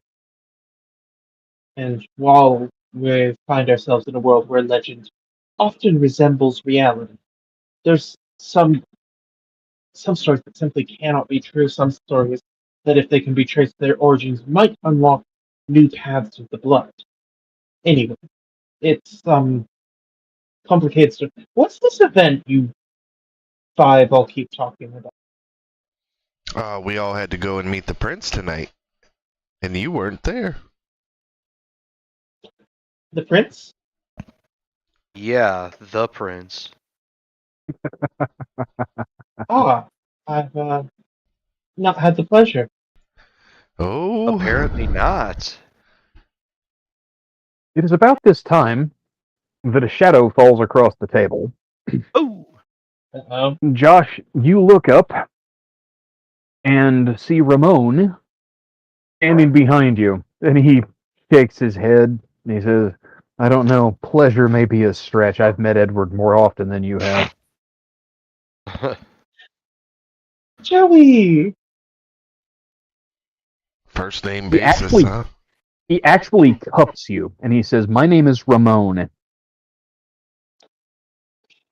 Ah, He yes, slaps. yes. He Gibbs slaps you upside the back of your head. Damn, Caleb, you are having a night. How many vampires can I get to hit Caleb before I take a point of damage? Let's find out.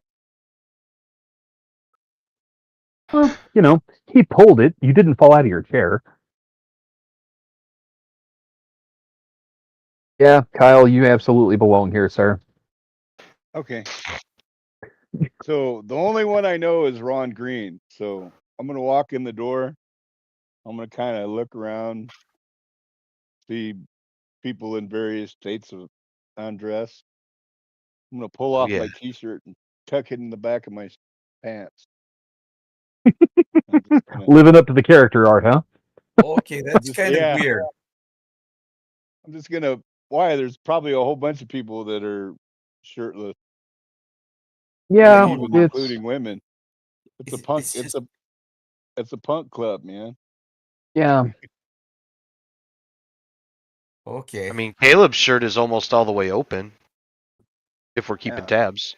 Well, he's a rock Yeah. star. I mean, that's how it works. Oh no, that's Merrick. I was talking about the okay. Taxman. Oh, I was talking about sexy Taxman over there. professor, sexy tax Yeah, man. Sorry. yeah. You know what? Yeah, seductive professor. There we go. I mean, compared to the Nazis, he is. So yeah.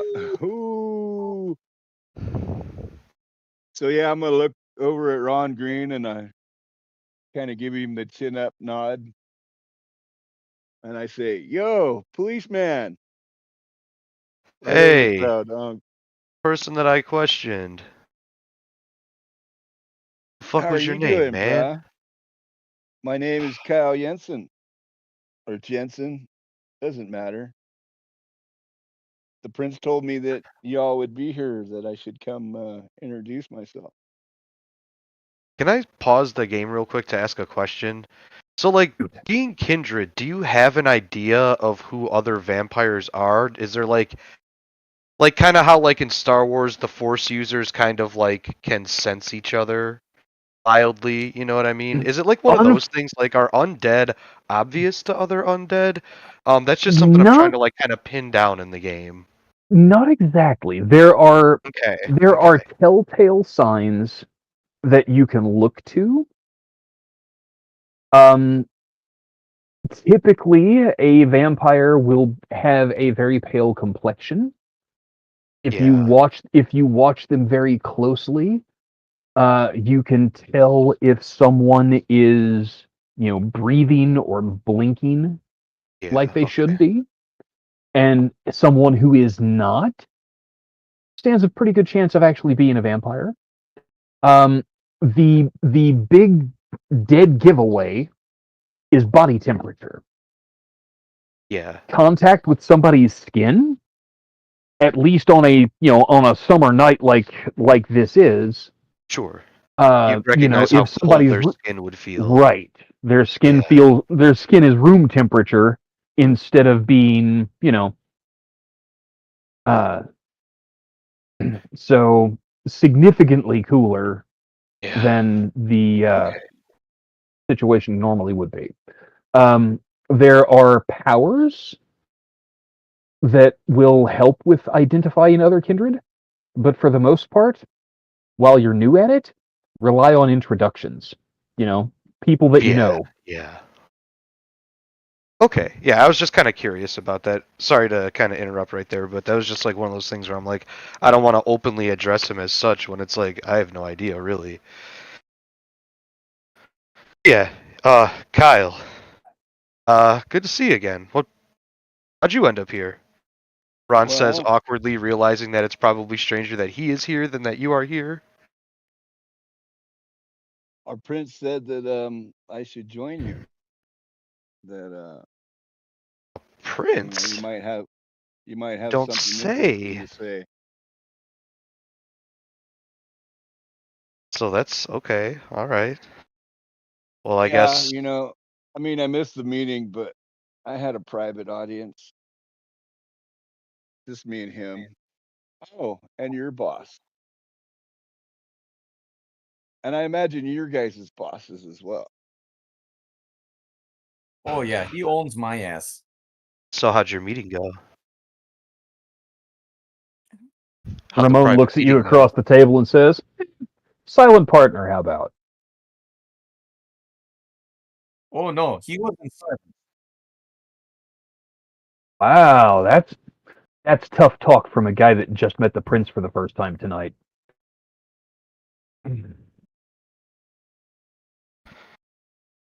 And that's going in his notes that you said that. Oh, no. I was talking about the opposite way. It's going in Merrick's notes for when he tries to stake Ramon over there. I'm actually looking forward to having that play out eventually, Frankie. We'll see what happens with that, but holy crap, that would be epic. Right. Just, future goals. Like, holy shit. Put that on the If wish anything, I know board. Merrick's fucking serious, man. I know he ain't just saying this shit idly, like, oh yeah, my best friend, I'm gonna stake you one day.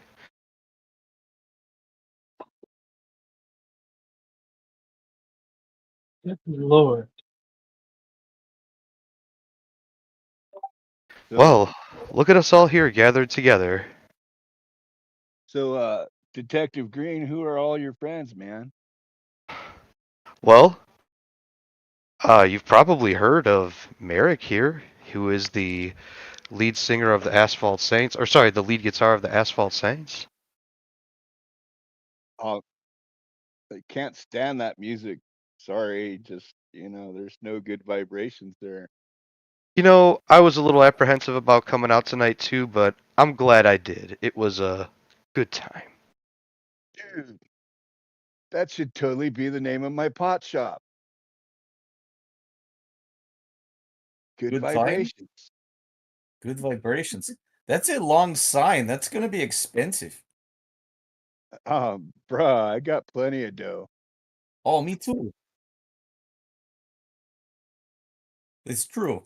I mean, you got to look at the bottom line. Good vibe. Good vibes, Shelly. Listen to Shelly. Good vibes, shorter. You save money on neon.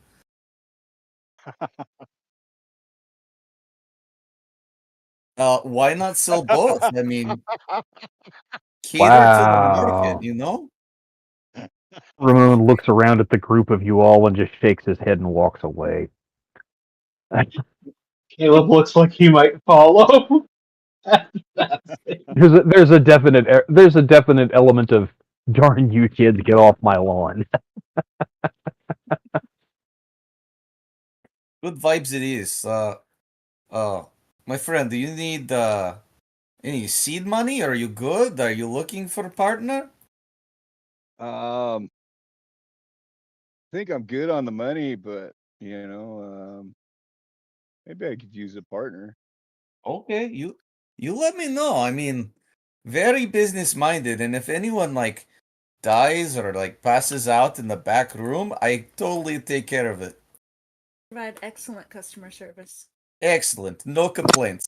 Cause they're dead. Get it, Shelly? Cause they're dead. Wow, Are man. you two hit wetfoot specialist? Whatever the polite term is this decade?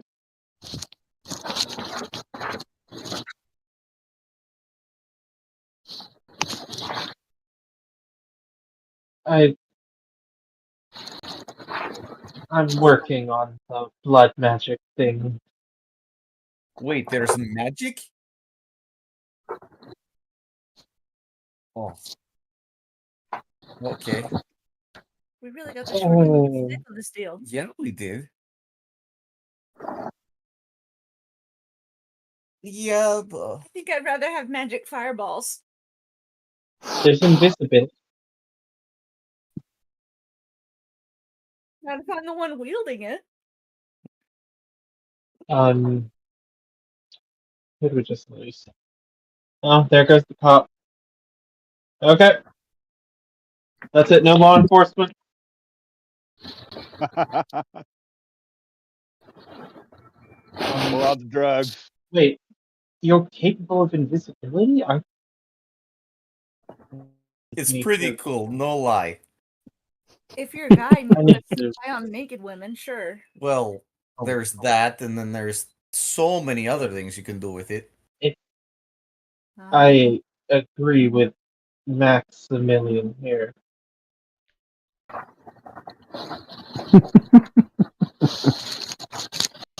All right. And so it is into this environment, with all of you gathered together, bantering a little bit as you kind of get to know one another, that those of you who were at the prince's little soiree earlier may notice something important. I would like everyone to please roll perception plus alertness. Your difficulty for this roll will be a 7. It is a crowded club, and there are lots and lots of people down between you and the front doors.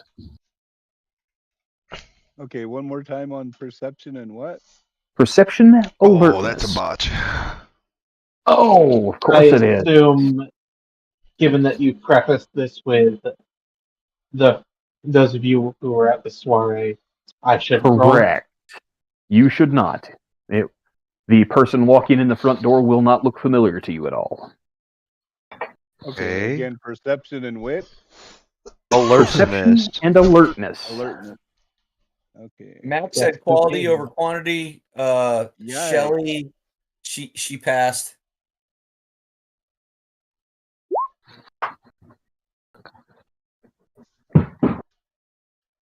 All right. 6 and a 5. Okay, 6 and a 5 is not enough. Your target number here is a 7. Oh wait, You must. I didn't. I got 2 more dice.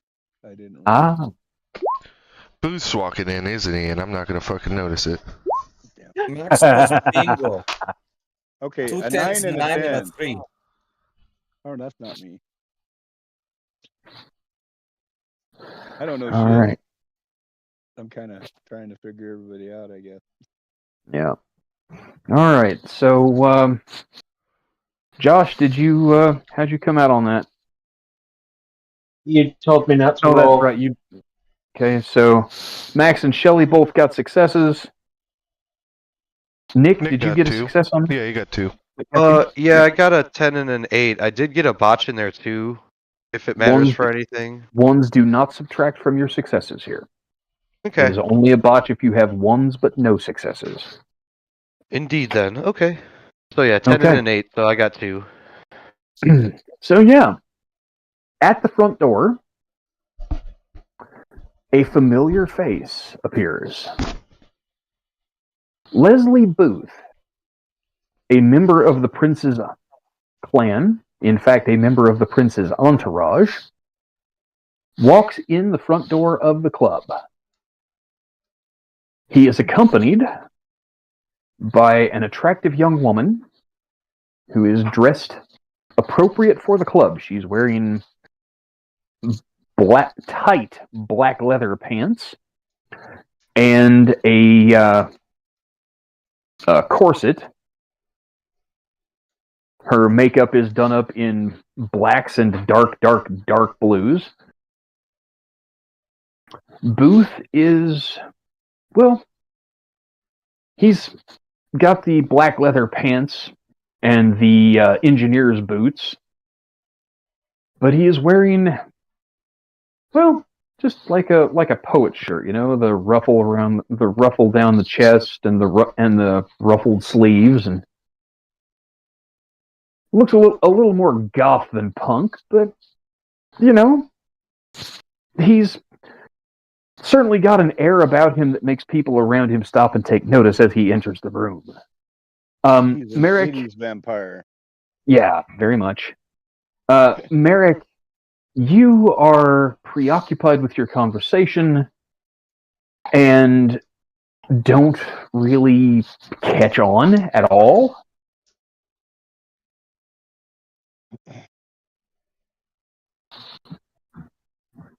Until you actually hear a familiar voice right behind you.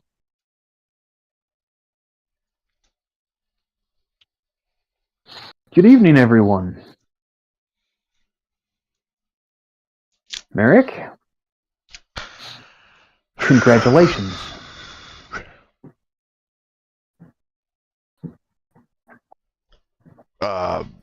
For Yeah, catch you the turn. set. You turn to see who is speaking, and there is Booth.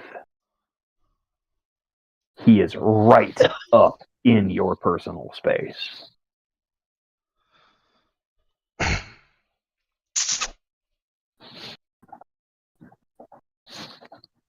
Are you gonna kiss me or like do we hug? Do you think it'll help? I don't know. What's your game, man?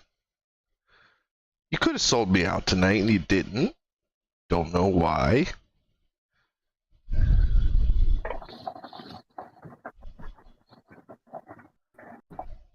You know, look, man. You think you're special. You think you're important. You think you're a rock star. No, And I that's get you. No. I gave up on being a rock star back before you were even born. No, but the thinking you're special and the self-importance, and that's always been you, Booth.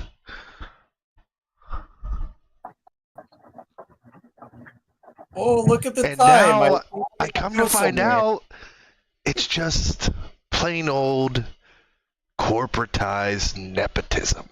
Like it always is. Whether I'm alive or dead, I'm just staring down the man.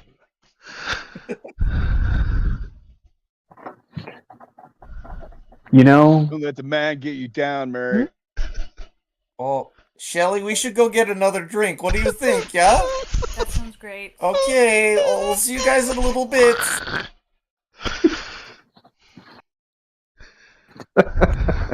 cowards. Fuckers.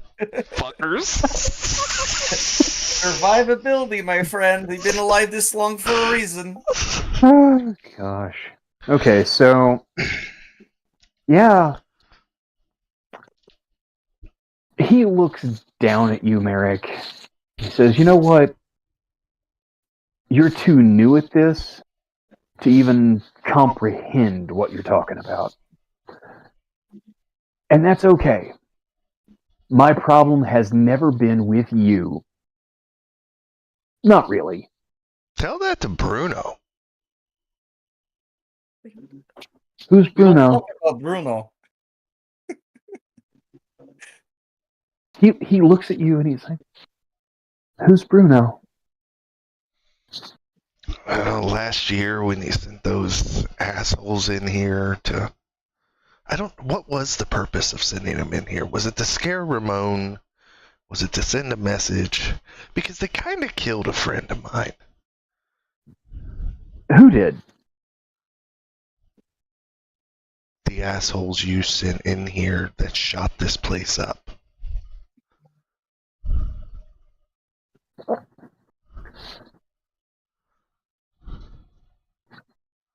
Huh.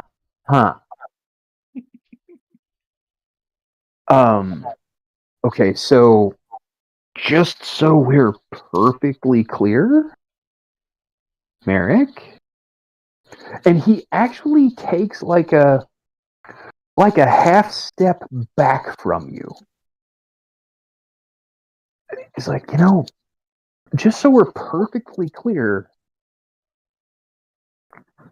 I don't send people anywhere to shoot anybody. That's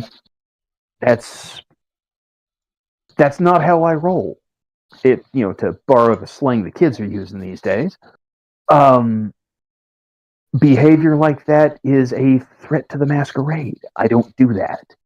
I am trying to read for a lie here. Is there something I can fucking roll? Why, yes. Yes, there is. Please roll your perception plus empathy. Oh, great. That's not very good. I know, right?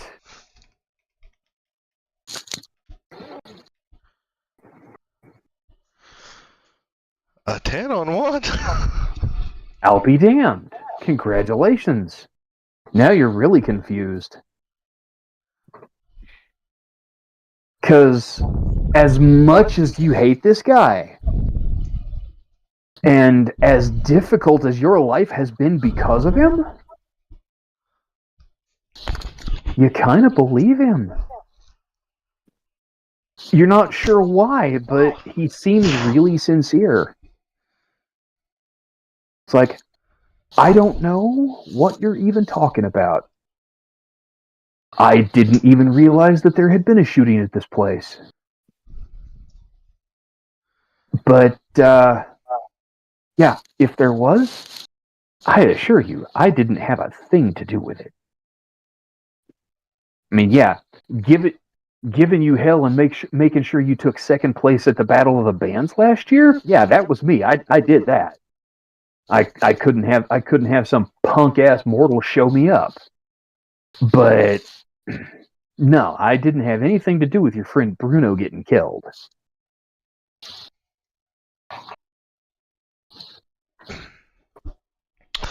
Ramon specifically told me that you were upset that my band was hired, not yours.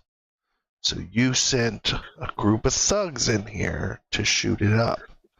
And then, after he had me bury my friend, he called me to a private meeting. And, well, here I am.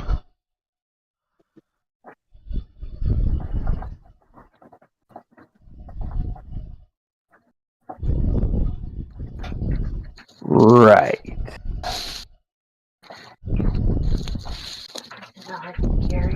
Okay. Well, I don't, far be it from me to get into your business with your sire, but I'm here to tell you now, I didn't have anything to do with it, and you've been pretty hard to get a hold of the last year or so. When I saw you tonight at Edward's meeting, I gotta confess, I was kind of distraught about the whole thing.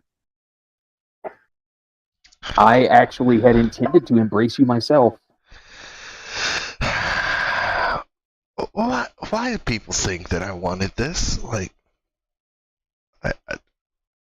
couldn't I have just lived my life, man? Like, you've got a lot of talent. I didn't want to see it go to waste with death. But here you are, and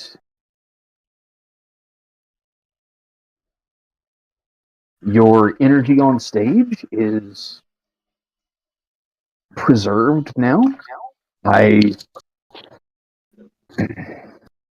Well, just wanted you to know I didn't rat you out. Because I wanted this for you. But it's clear to me that you've got bigger problems than me. And evidently they start right here at home. oh, I'm gonna kill Ramon. Like, that was like that was always gonna happen. I can't do it now yet. I gotta get a little bit stronger. Well, just remember, the traditions are very specific. Oh, yeah. I'll ask for permission. Scout's honor. That's cute. Well, might I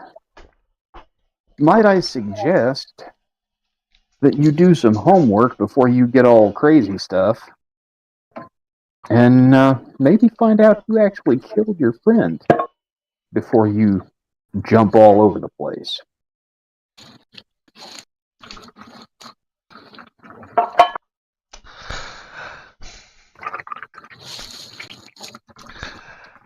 Right, and the purpose of your visit tonight is... Oh, basically already said it. I came to congratulate you. Welcome to the extended family, so to speak. Nice to meet all of you as well. And he turns to you, Caleb. He says, "Excuse me, I didn't make your acquaintance this evening. Who might you be? I thought I knew all of the city's kindred."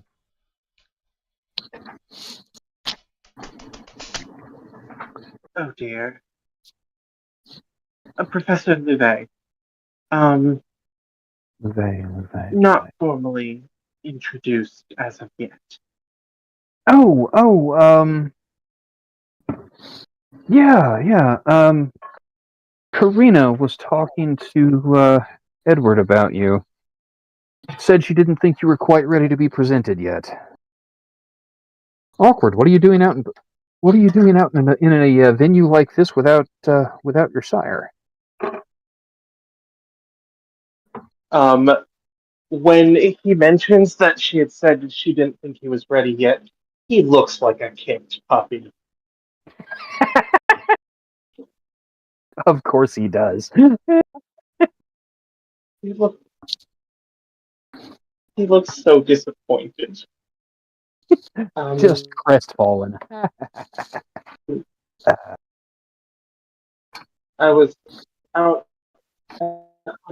I was out hunting and happened to run into an acquaintance of mine who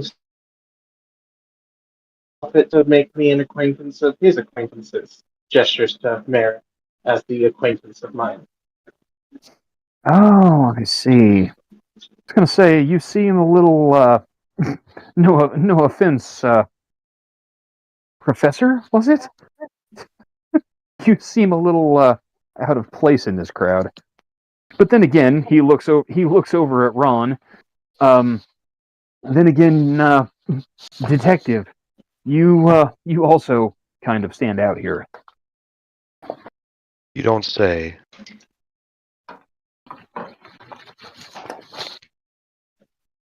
Well,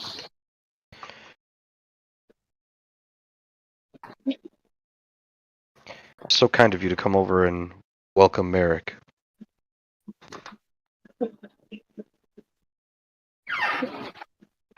well, I suppose there's no sense in me staying where I'm not welcome. Picked up on that, did you?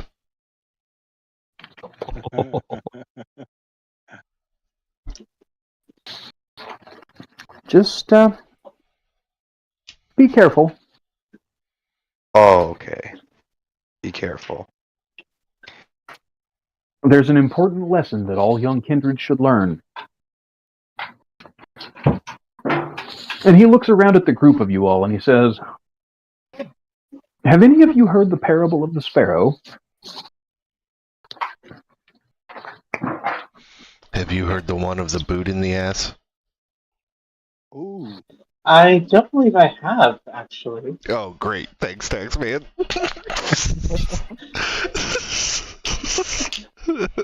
He says, he looks at you, Merrick, and he smiles and he says, if you really think you're up to it, you're welcome to try to put a boot in my ass. But I really don't think that's going to work out for you. Not really. I'm welcome to try. But you see, oh no, I didn't say you were welcome to try. I said that I didn't think it was going to work out for you. You said I was welcome to try, but you don't think it's going to work out for me, right? Sure. You see, and he just turns his face away from you and seems to ignore you, Merrick. And he turns back to Caleb. And he says, you see, once upon a time there was a young sparrow who decided to rebel against tradition. When the fall came and the weather turned, he decided that he was not going to migrate south with the rest of the flock. Well, if everyone else leaves, then there will be plenty of food. But for the first few weeks, he was right. And then the weather turned, and it began to get cold. And he decided that maybe the old birds, maybe they're onto something. So he decided to fly south himself. But he had waited too long, see. As he flew, ice began to form on his wings until they became too heavy and he fell from the sky. And he landed in a field. And a cow came over to him. And he puts his hand on the back of your chair, Josh, and he says, and the cow came over to the sparrow laying in the field, shivering. And the cow did something incredibly rude. The cow pooped on him. And the little sparrow, he was so angry. Oh, so angry. Oh, what a terrible thing. What? It was all over him. So bad. But the fresh poop was warm, and it began to thaw out the little bird's frozen wings. And before too long, he realized that, well, maybe this isn't so bad. I'm warm now. And he started to sing. And a friendly cat came along and dug him out of the poop and brushed it off of him. And then the cat ate him. You see, my friends, the lesson to learn here? And he turns and he looks right back at you, Merrick. Not everyone who shits on you is your enemy. And not everyone who gets you out of it is your friend. You should remember that.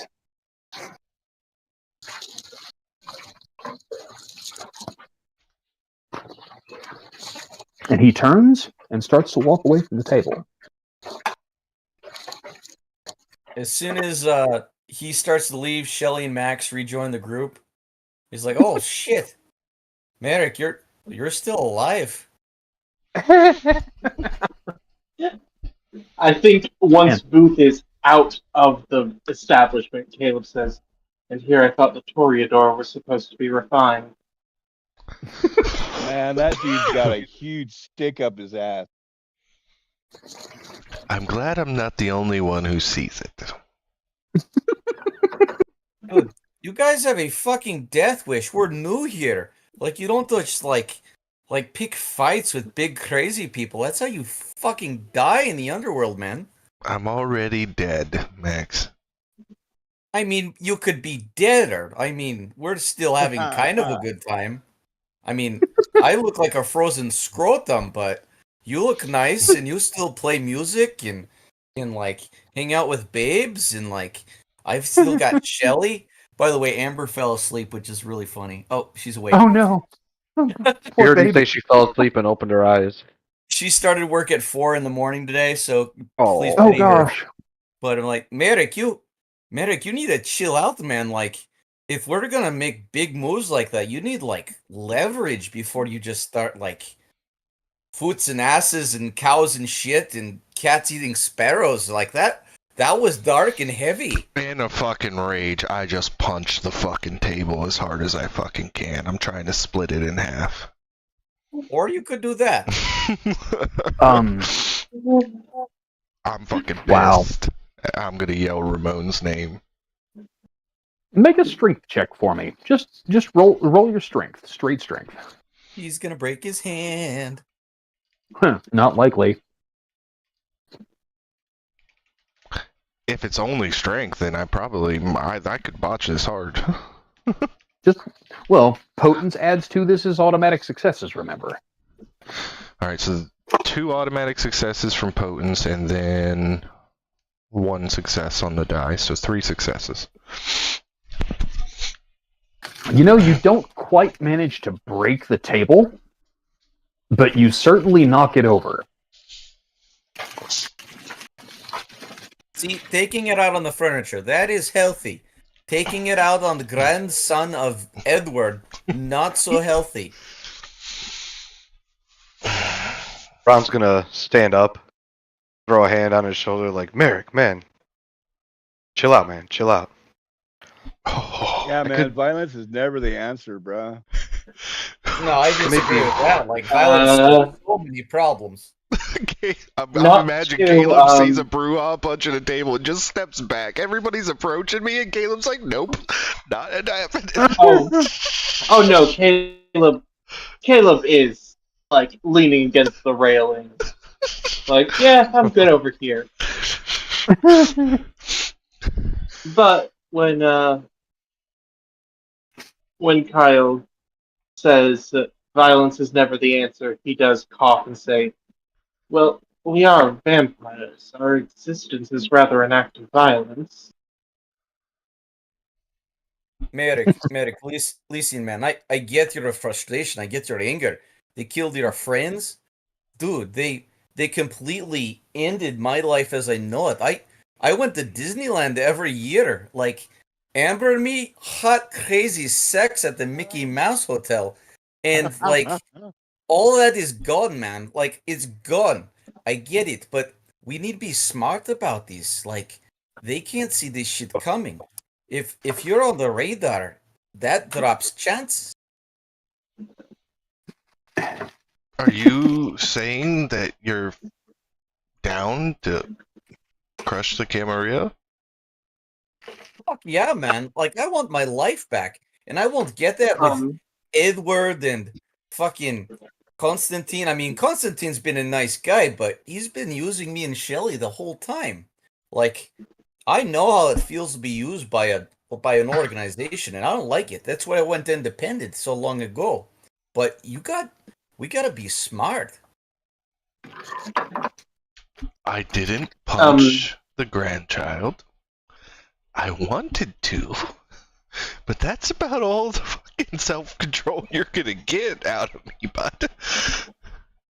Merrick, man, your words are more powerful than that fist. You've put him on alert. He's tracking you now. He always was. Did you hear him? I guess you stepped away. He planned on turning me. He's a little upset that Ramon got to be first. Hey, it's all right. He's trying to play you a little bit. He's trying to get you riled up, and he did. It's all right. We all get there. Look, man, I'm a detective. I could help you figure out who killed your friends. At least give it a chance. Sounds like Merrick's the prom queen. Everybody's racing to get to him first. Well, Listen, slow man, we down, gotta hippie protect the man. masquerade. We can't have Merrick blowing up the spot.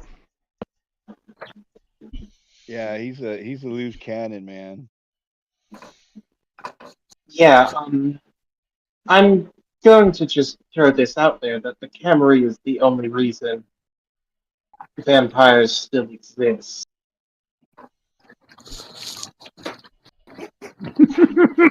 Did your sire not teach you about anarchs? Yes, she did. Oh. They're idiots, and if they were helming the wheel, we'd all be wiped out by the Inquisition. Call me an idiot again, buddy. I'm sorry. How many elders have you mouthed off to? Every Today? single one I've met.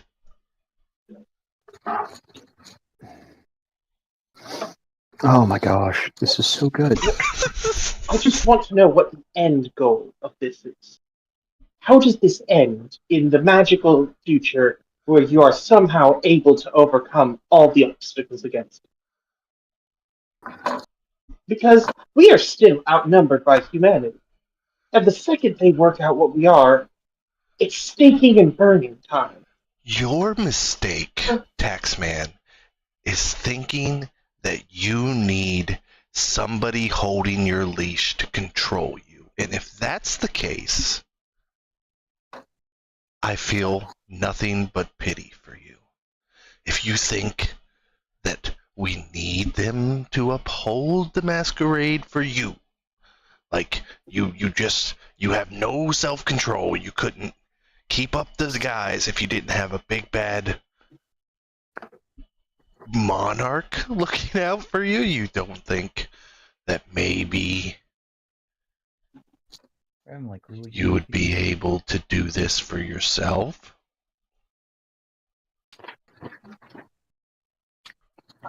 I'm sorry. I'm dreadfully sorry. Because I must be mistaken. Because I know for a thrice damned fact that the guy who just got so worked up from an interaction that he nearly split the table in two just gave me a lecture on self-control. And that Yes. can't Yes, be right. it happened. The self-control was the fact that he said you are free to try and put your boot in my ass, and I didn't. Give me my flowers, Taxman. Okay. I feel I suspect I'll save them for your grave instead, given the path you're on. girls, you're both pretty, but this does not address our issue. I mean, Like, clearly, we want some. We want. You killed me. We want some control over our lives. I mean, Taxman, Caleb, Professor. What do you want out of these? I've already gotten what I want. He would like to A continue to glimpse? kiss rings and grovel. Is that really the truth? I want to look into the world unseen. I want to see beyond what I thought until 5 years ago was the truth. I already have anything I could want. Fuck money. Fuck whatever notion you have of self-control, because it won't work. Where are the plates?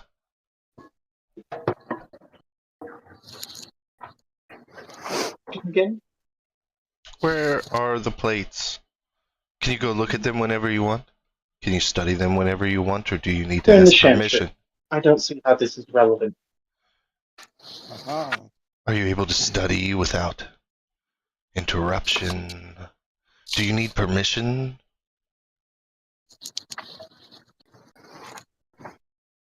I need to be responsible, but then they're priceless. That's the And thing about when you freedom, find Merrick. things, It comes with responsibility. And I know that concept may be foreign to you. you just haven't lost anything yet. Must be nice. You just haven't learned anything yet. I'm gonna Pitiable. punch Caleb in the face. Oh my. Absolutely valid. Come on. Oh shit! Oh my. Here we go. And the PvP begins. That's amazing.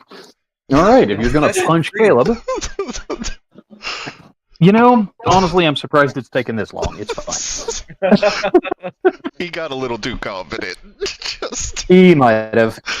Max is All gonna right. go. so- Max is gonna go over to Ron and be like, "I've got $10 on Caleb." Ron's gonna look over at the scene and look over at Max and grab his hand and shake and say, "You're on, buddy." Let's fucking go. Shelly, you want to get in on this? Oh my gosh. This is fantastic. I just Holy want you guys to shit. know. Plus 2 automatic successes from Apologize for nothing. You're all. Okay. You're welcome. from Podes. Your Hey, what's remember that? your Hey, what's that roll with automatic 7 success- dice? Or automatic damage. successes from potents Or only da- apply to damage. Yep, you're right. So you have how many successes to hit? What's my difficulty? 6. 1, 2, 3, 4, 5, 6 successes. Shelly, I need $10.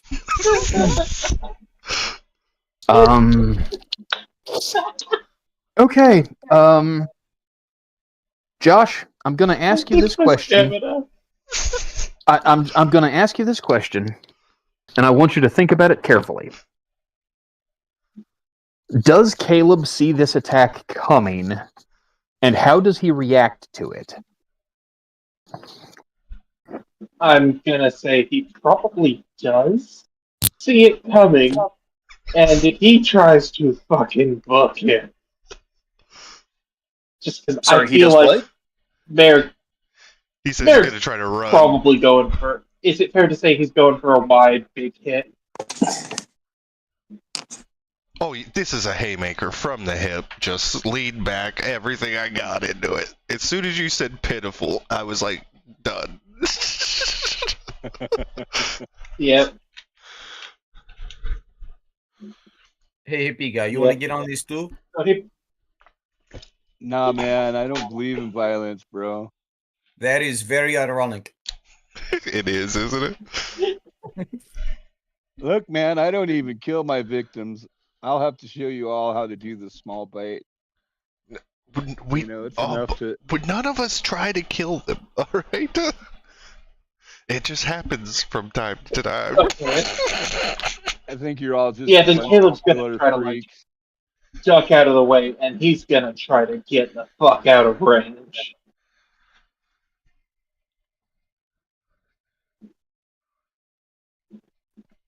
So what is that? A dodge? I don't know. What does he need to roll? Yes. JD, you're muted. Remember to come back. Oh, sorry. Okay, there we go. Dexterity plus athletics, Josh. Difficulty 6. Okay. Do you have dots in athletics? Yeah, I have one. Yay! Hey, There's that's nice- 2 whole successes. Hey, you know what? That reduces the incoming damage by 2 dice. So, Merrick, you have...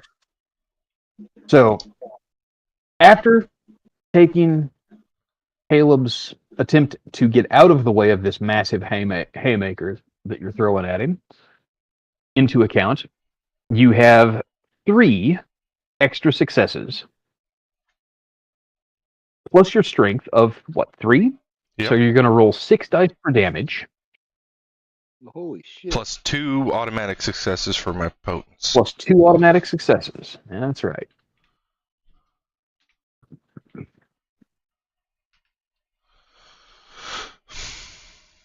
So it's 3 plus the 2 is 5 is my total damage. All right, Josh, roll your stamina. Yeah. Oh, wait, excuse me. Remember, vampires take half damage from bashing damage sources, and that is applied before soak. So 5 damage becomes 3. Josh, go ahead and roll your stamina. I'm guessing that's one single success, and I'm marking 2 health levels. You are marking 2 health levels. But also make a strength roll for me. I actually call it strength plus athletics. Okay. I'm good at that. 1 second. Is that accounting for my new level of hurt? Yes, please. So you are down 1 die. I am down to 2 dice. But that's 1 success. Okay. The force of the blow takes you wildly by surprise. Weirdly enough, you are actually knocked backwards, knocking over the table behind you. But you are shocked and pleased by the fact that you're still upright. Yeah. Okay, Now the Rodney. real question becomes, having thrown that first punch, Merrick, are you going to try to hit him again? I'm not. I'm actually Okay. I'm gonna look at him quite surprised and be like, "You got an impressive chin, Taxman."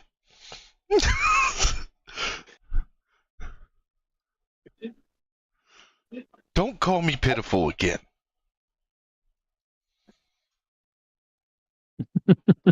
I think Caleb just fucking laughs at that. Like, oh, I get punched and now I get respect.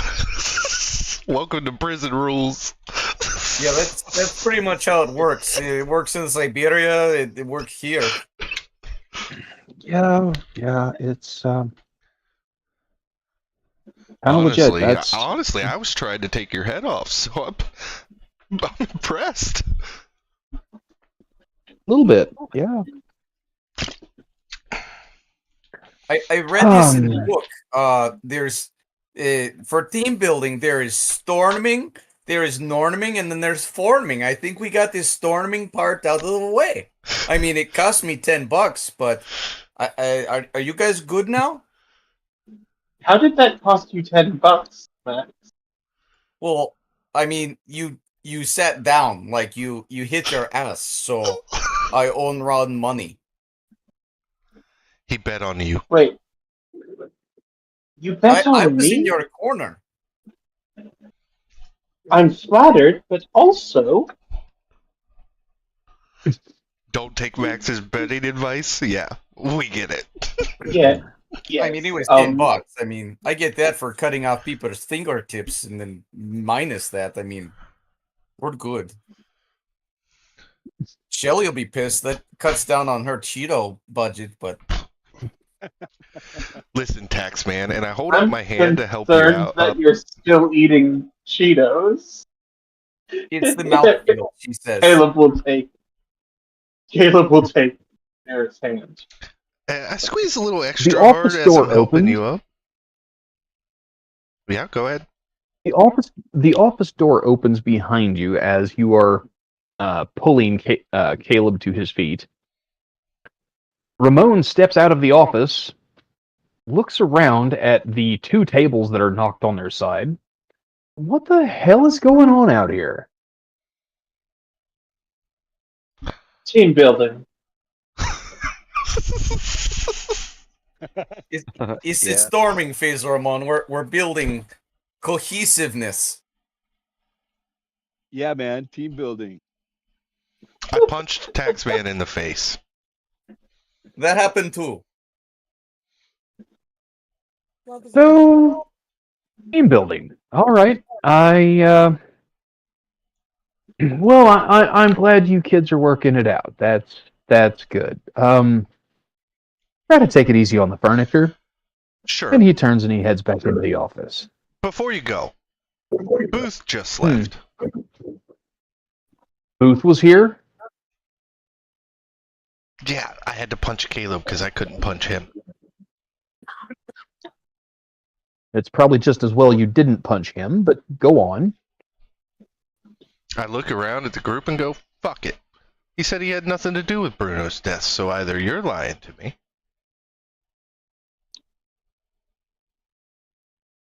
or you're lying to me. Or maybe he's lying to you. I didn't get that impression. Ron, I have a feeling he uses his outside voice more than he should use his inside voice. Quiet down, Max. This is just getting good. All right, so you're telling me now that the guy that has been giving you a hard time basically since before you and I even met. Did you know he wanted to embrace me? Am I just some fucking power play?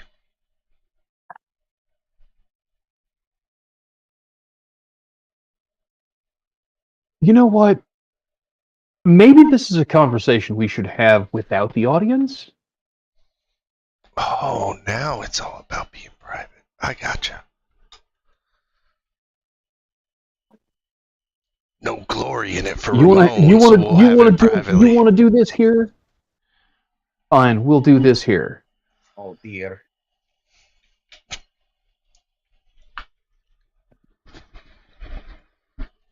So, you're telling me that he says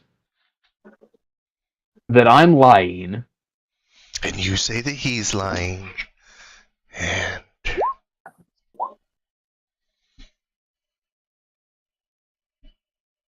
Go ahead and make that perception plus empathy roll for me one more time, would you? I can't beat that many successes even if I nailed all of them. 1, 2. Oh, I know. I get 2 dice. Two dice. Yikes. I'm a fucking brouhaha. I took And 0 that's empathy. a botch.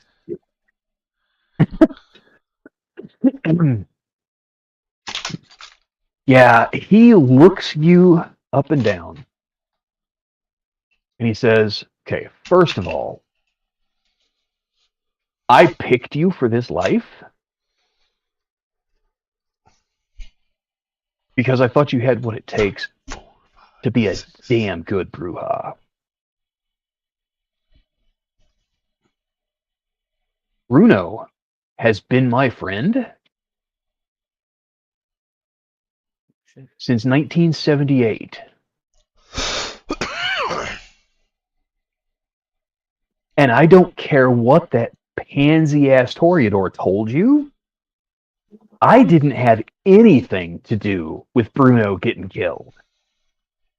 Oh, he didn't say that you did it. It's just that he's not the one who sent the fuckers in who did. Do you believe him? Well, the dice told me I have to, JD, so yeah. Well, the dice told you that you felt like he was being sincere. But what that tells me is that maybe there's something else going on. Maybe there's something going on that I don't know about.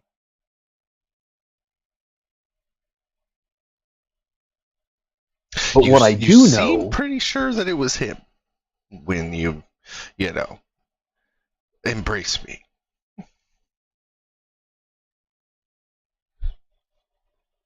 look, it comes down to this. Yeah. I knew that he had his eye on you and he wanted to turn you. Won't deny it. Can't deny it. But I also knew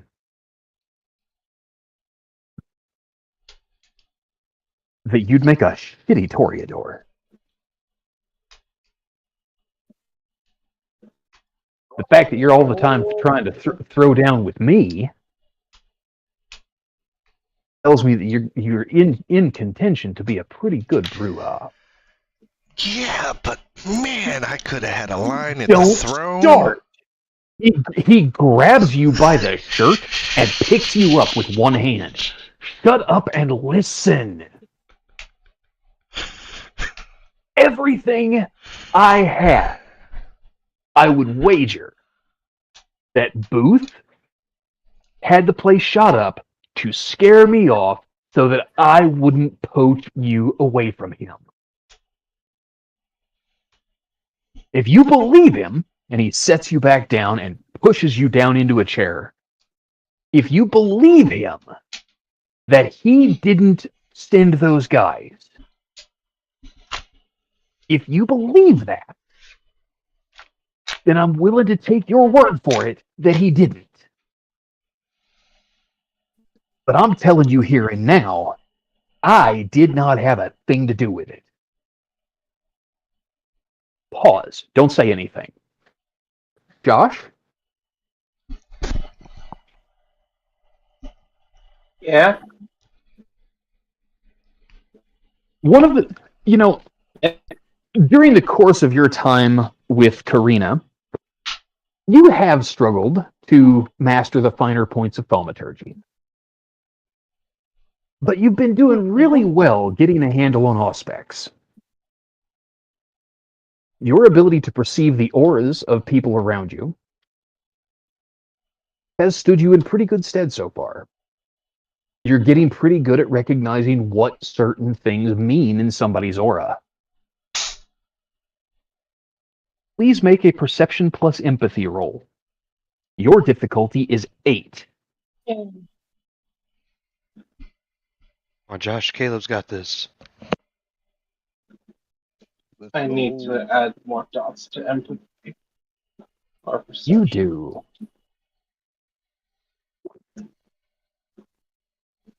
Two successes, though. 2 successes.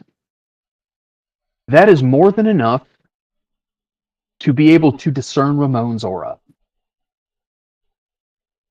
You see that the colors in his aura are muted, confirming what you already knew, that yes, he is a vampire. But you also see the telltale patterns in his aura that say that he is telling the truth as he knows it. He's not lying to Merrick.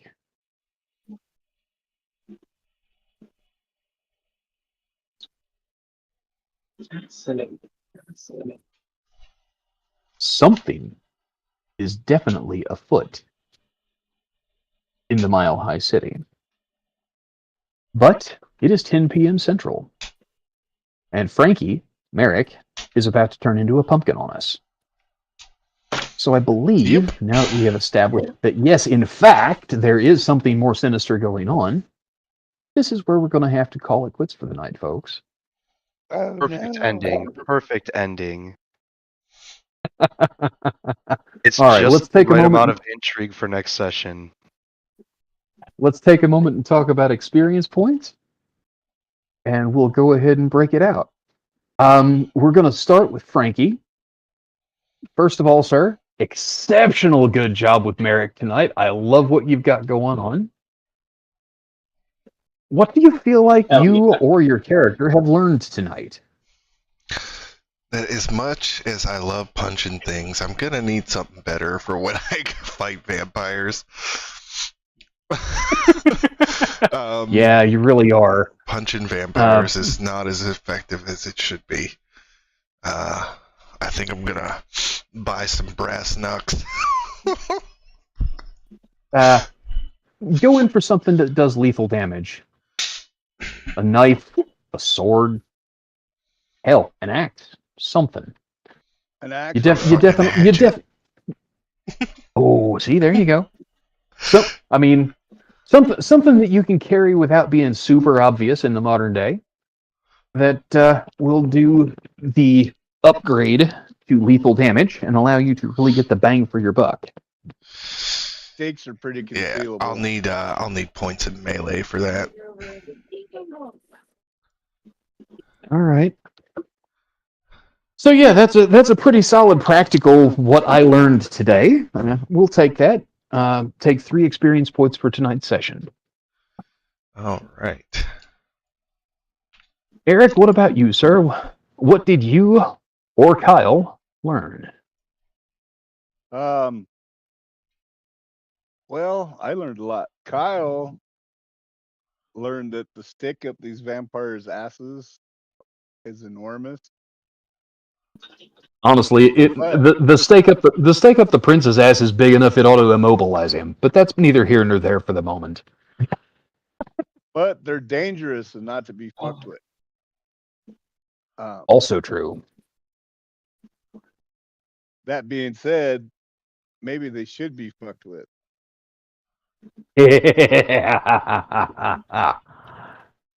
Maybe the establishment needs to be upset. Love it. I love the energy you're taking from it. Maybe revolution is in store. Blood for the blood gods, Hey, dude. buddy, we see how this went last time. But if we got hotheads like Merrick, that might not be so good. So Yeah. No bubbles. in order Or to sad take on puppers the is looking at me. establishment, in order to upset the establishment with this group, Merrick's got to be harnessed. I don't want to say controlled, but his energy You can has say to be it. We're out of channeled. character. Okay, his Yeah, man. energy needs to be channeled more productively. I took the There vengeful. you go. That's a good way of saying it. I took 2 dots then in we might vengeful and a dot in impatient, buddy. So I'm playing to my sheet. Oh yeah. Attaboy. All right. So Yeah, no. so by all means, Eric, go ahead and take 3 experience points for tonight's session. Sweet. Mike, what about you, sir? What have Oh, you man. learned tonight? I think the biggest thing is understanding the dynamic and the drives of the different characters in the party. Like obviously we got to figure out a way to handle Merrick's rage and emotions. Caleb is on a completely different path, it seems, with his need for power, and Max is just trying to figure out how to like keep things knit together, because him and Shelly have their own motives to get free of this and have some semblance of their lives back. So learning the dynamic of the different characters, and great job role playing, by the way, for everybody. but like trying to figure out how we're gonna like keep this shit together and like go in one direction without getting fucking staked is definitely the challenge that this session has posed. Yeah. Indeed. All right, very good. Go ahead and take 3 points for tonight's session. Thank you. Amber, what about you, ma'am? You've been a little quiet this evening, but I understand you've had a really long day. Oh, I'm very sleepy, and it's been really hard to put up with my husband. So, I take it fell she's asleep passed out. like 30 minutes ago, and she stepped out. So, Oh, jeez. Okay, see, I did not realize she had actually left the session completely. yeah, she had a good time, but she like I was talking to her in between the wine and the sleep deprivation. She was like telling me what I wanted to hear. And I'm like, you need to go to bed. Just go away. Yikes. Okay. You know But she had a what? good time. Mark down I 3 think- experience points on her sheet for her, and we'll give her a pass tonight. Sounds good. I appreciate it. All right. Nick, what about you, sir? What has Detective Green learned tonight? Oh, Detective Green has learned 2 things tonight. The first thing he learned is while he sat back and did a lot of listening tonight, he learned that there is a lot of like cloak and dagger shit going on in the vampire world, which he thought was much more structured, and this kind of leads into my second thing that he learned, because the way Earl handled him and taught him, he kind of thought a lot of vampires had it that way, and he's now realizing that they don't. So the second thing that he learned is he's very thankful that Earl is the one that fired him and not one of these other people, because he doesn't have these type of conflicts with Earl, and it makes life a lot easier. Preach, brother. Oh. Oh. And is anybody actually listening to the playlist that I've got running? Yeah. I made a little account and everything. I got a little witch avatar going. Fabulous. So Actually, I'm next to you on the DJ stage. does anybody but me find the music that's currently playing crazy appropriate for your lesson that you just took? With that, guys, I'm gonna go ahead and say Oh, yeah. goodnight. I Kill was thinking this. adding Thanks for Ballroom everybody who Blitz came by out. Sweet for Have a good one.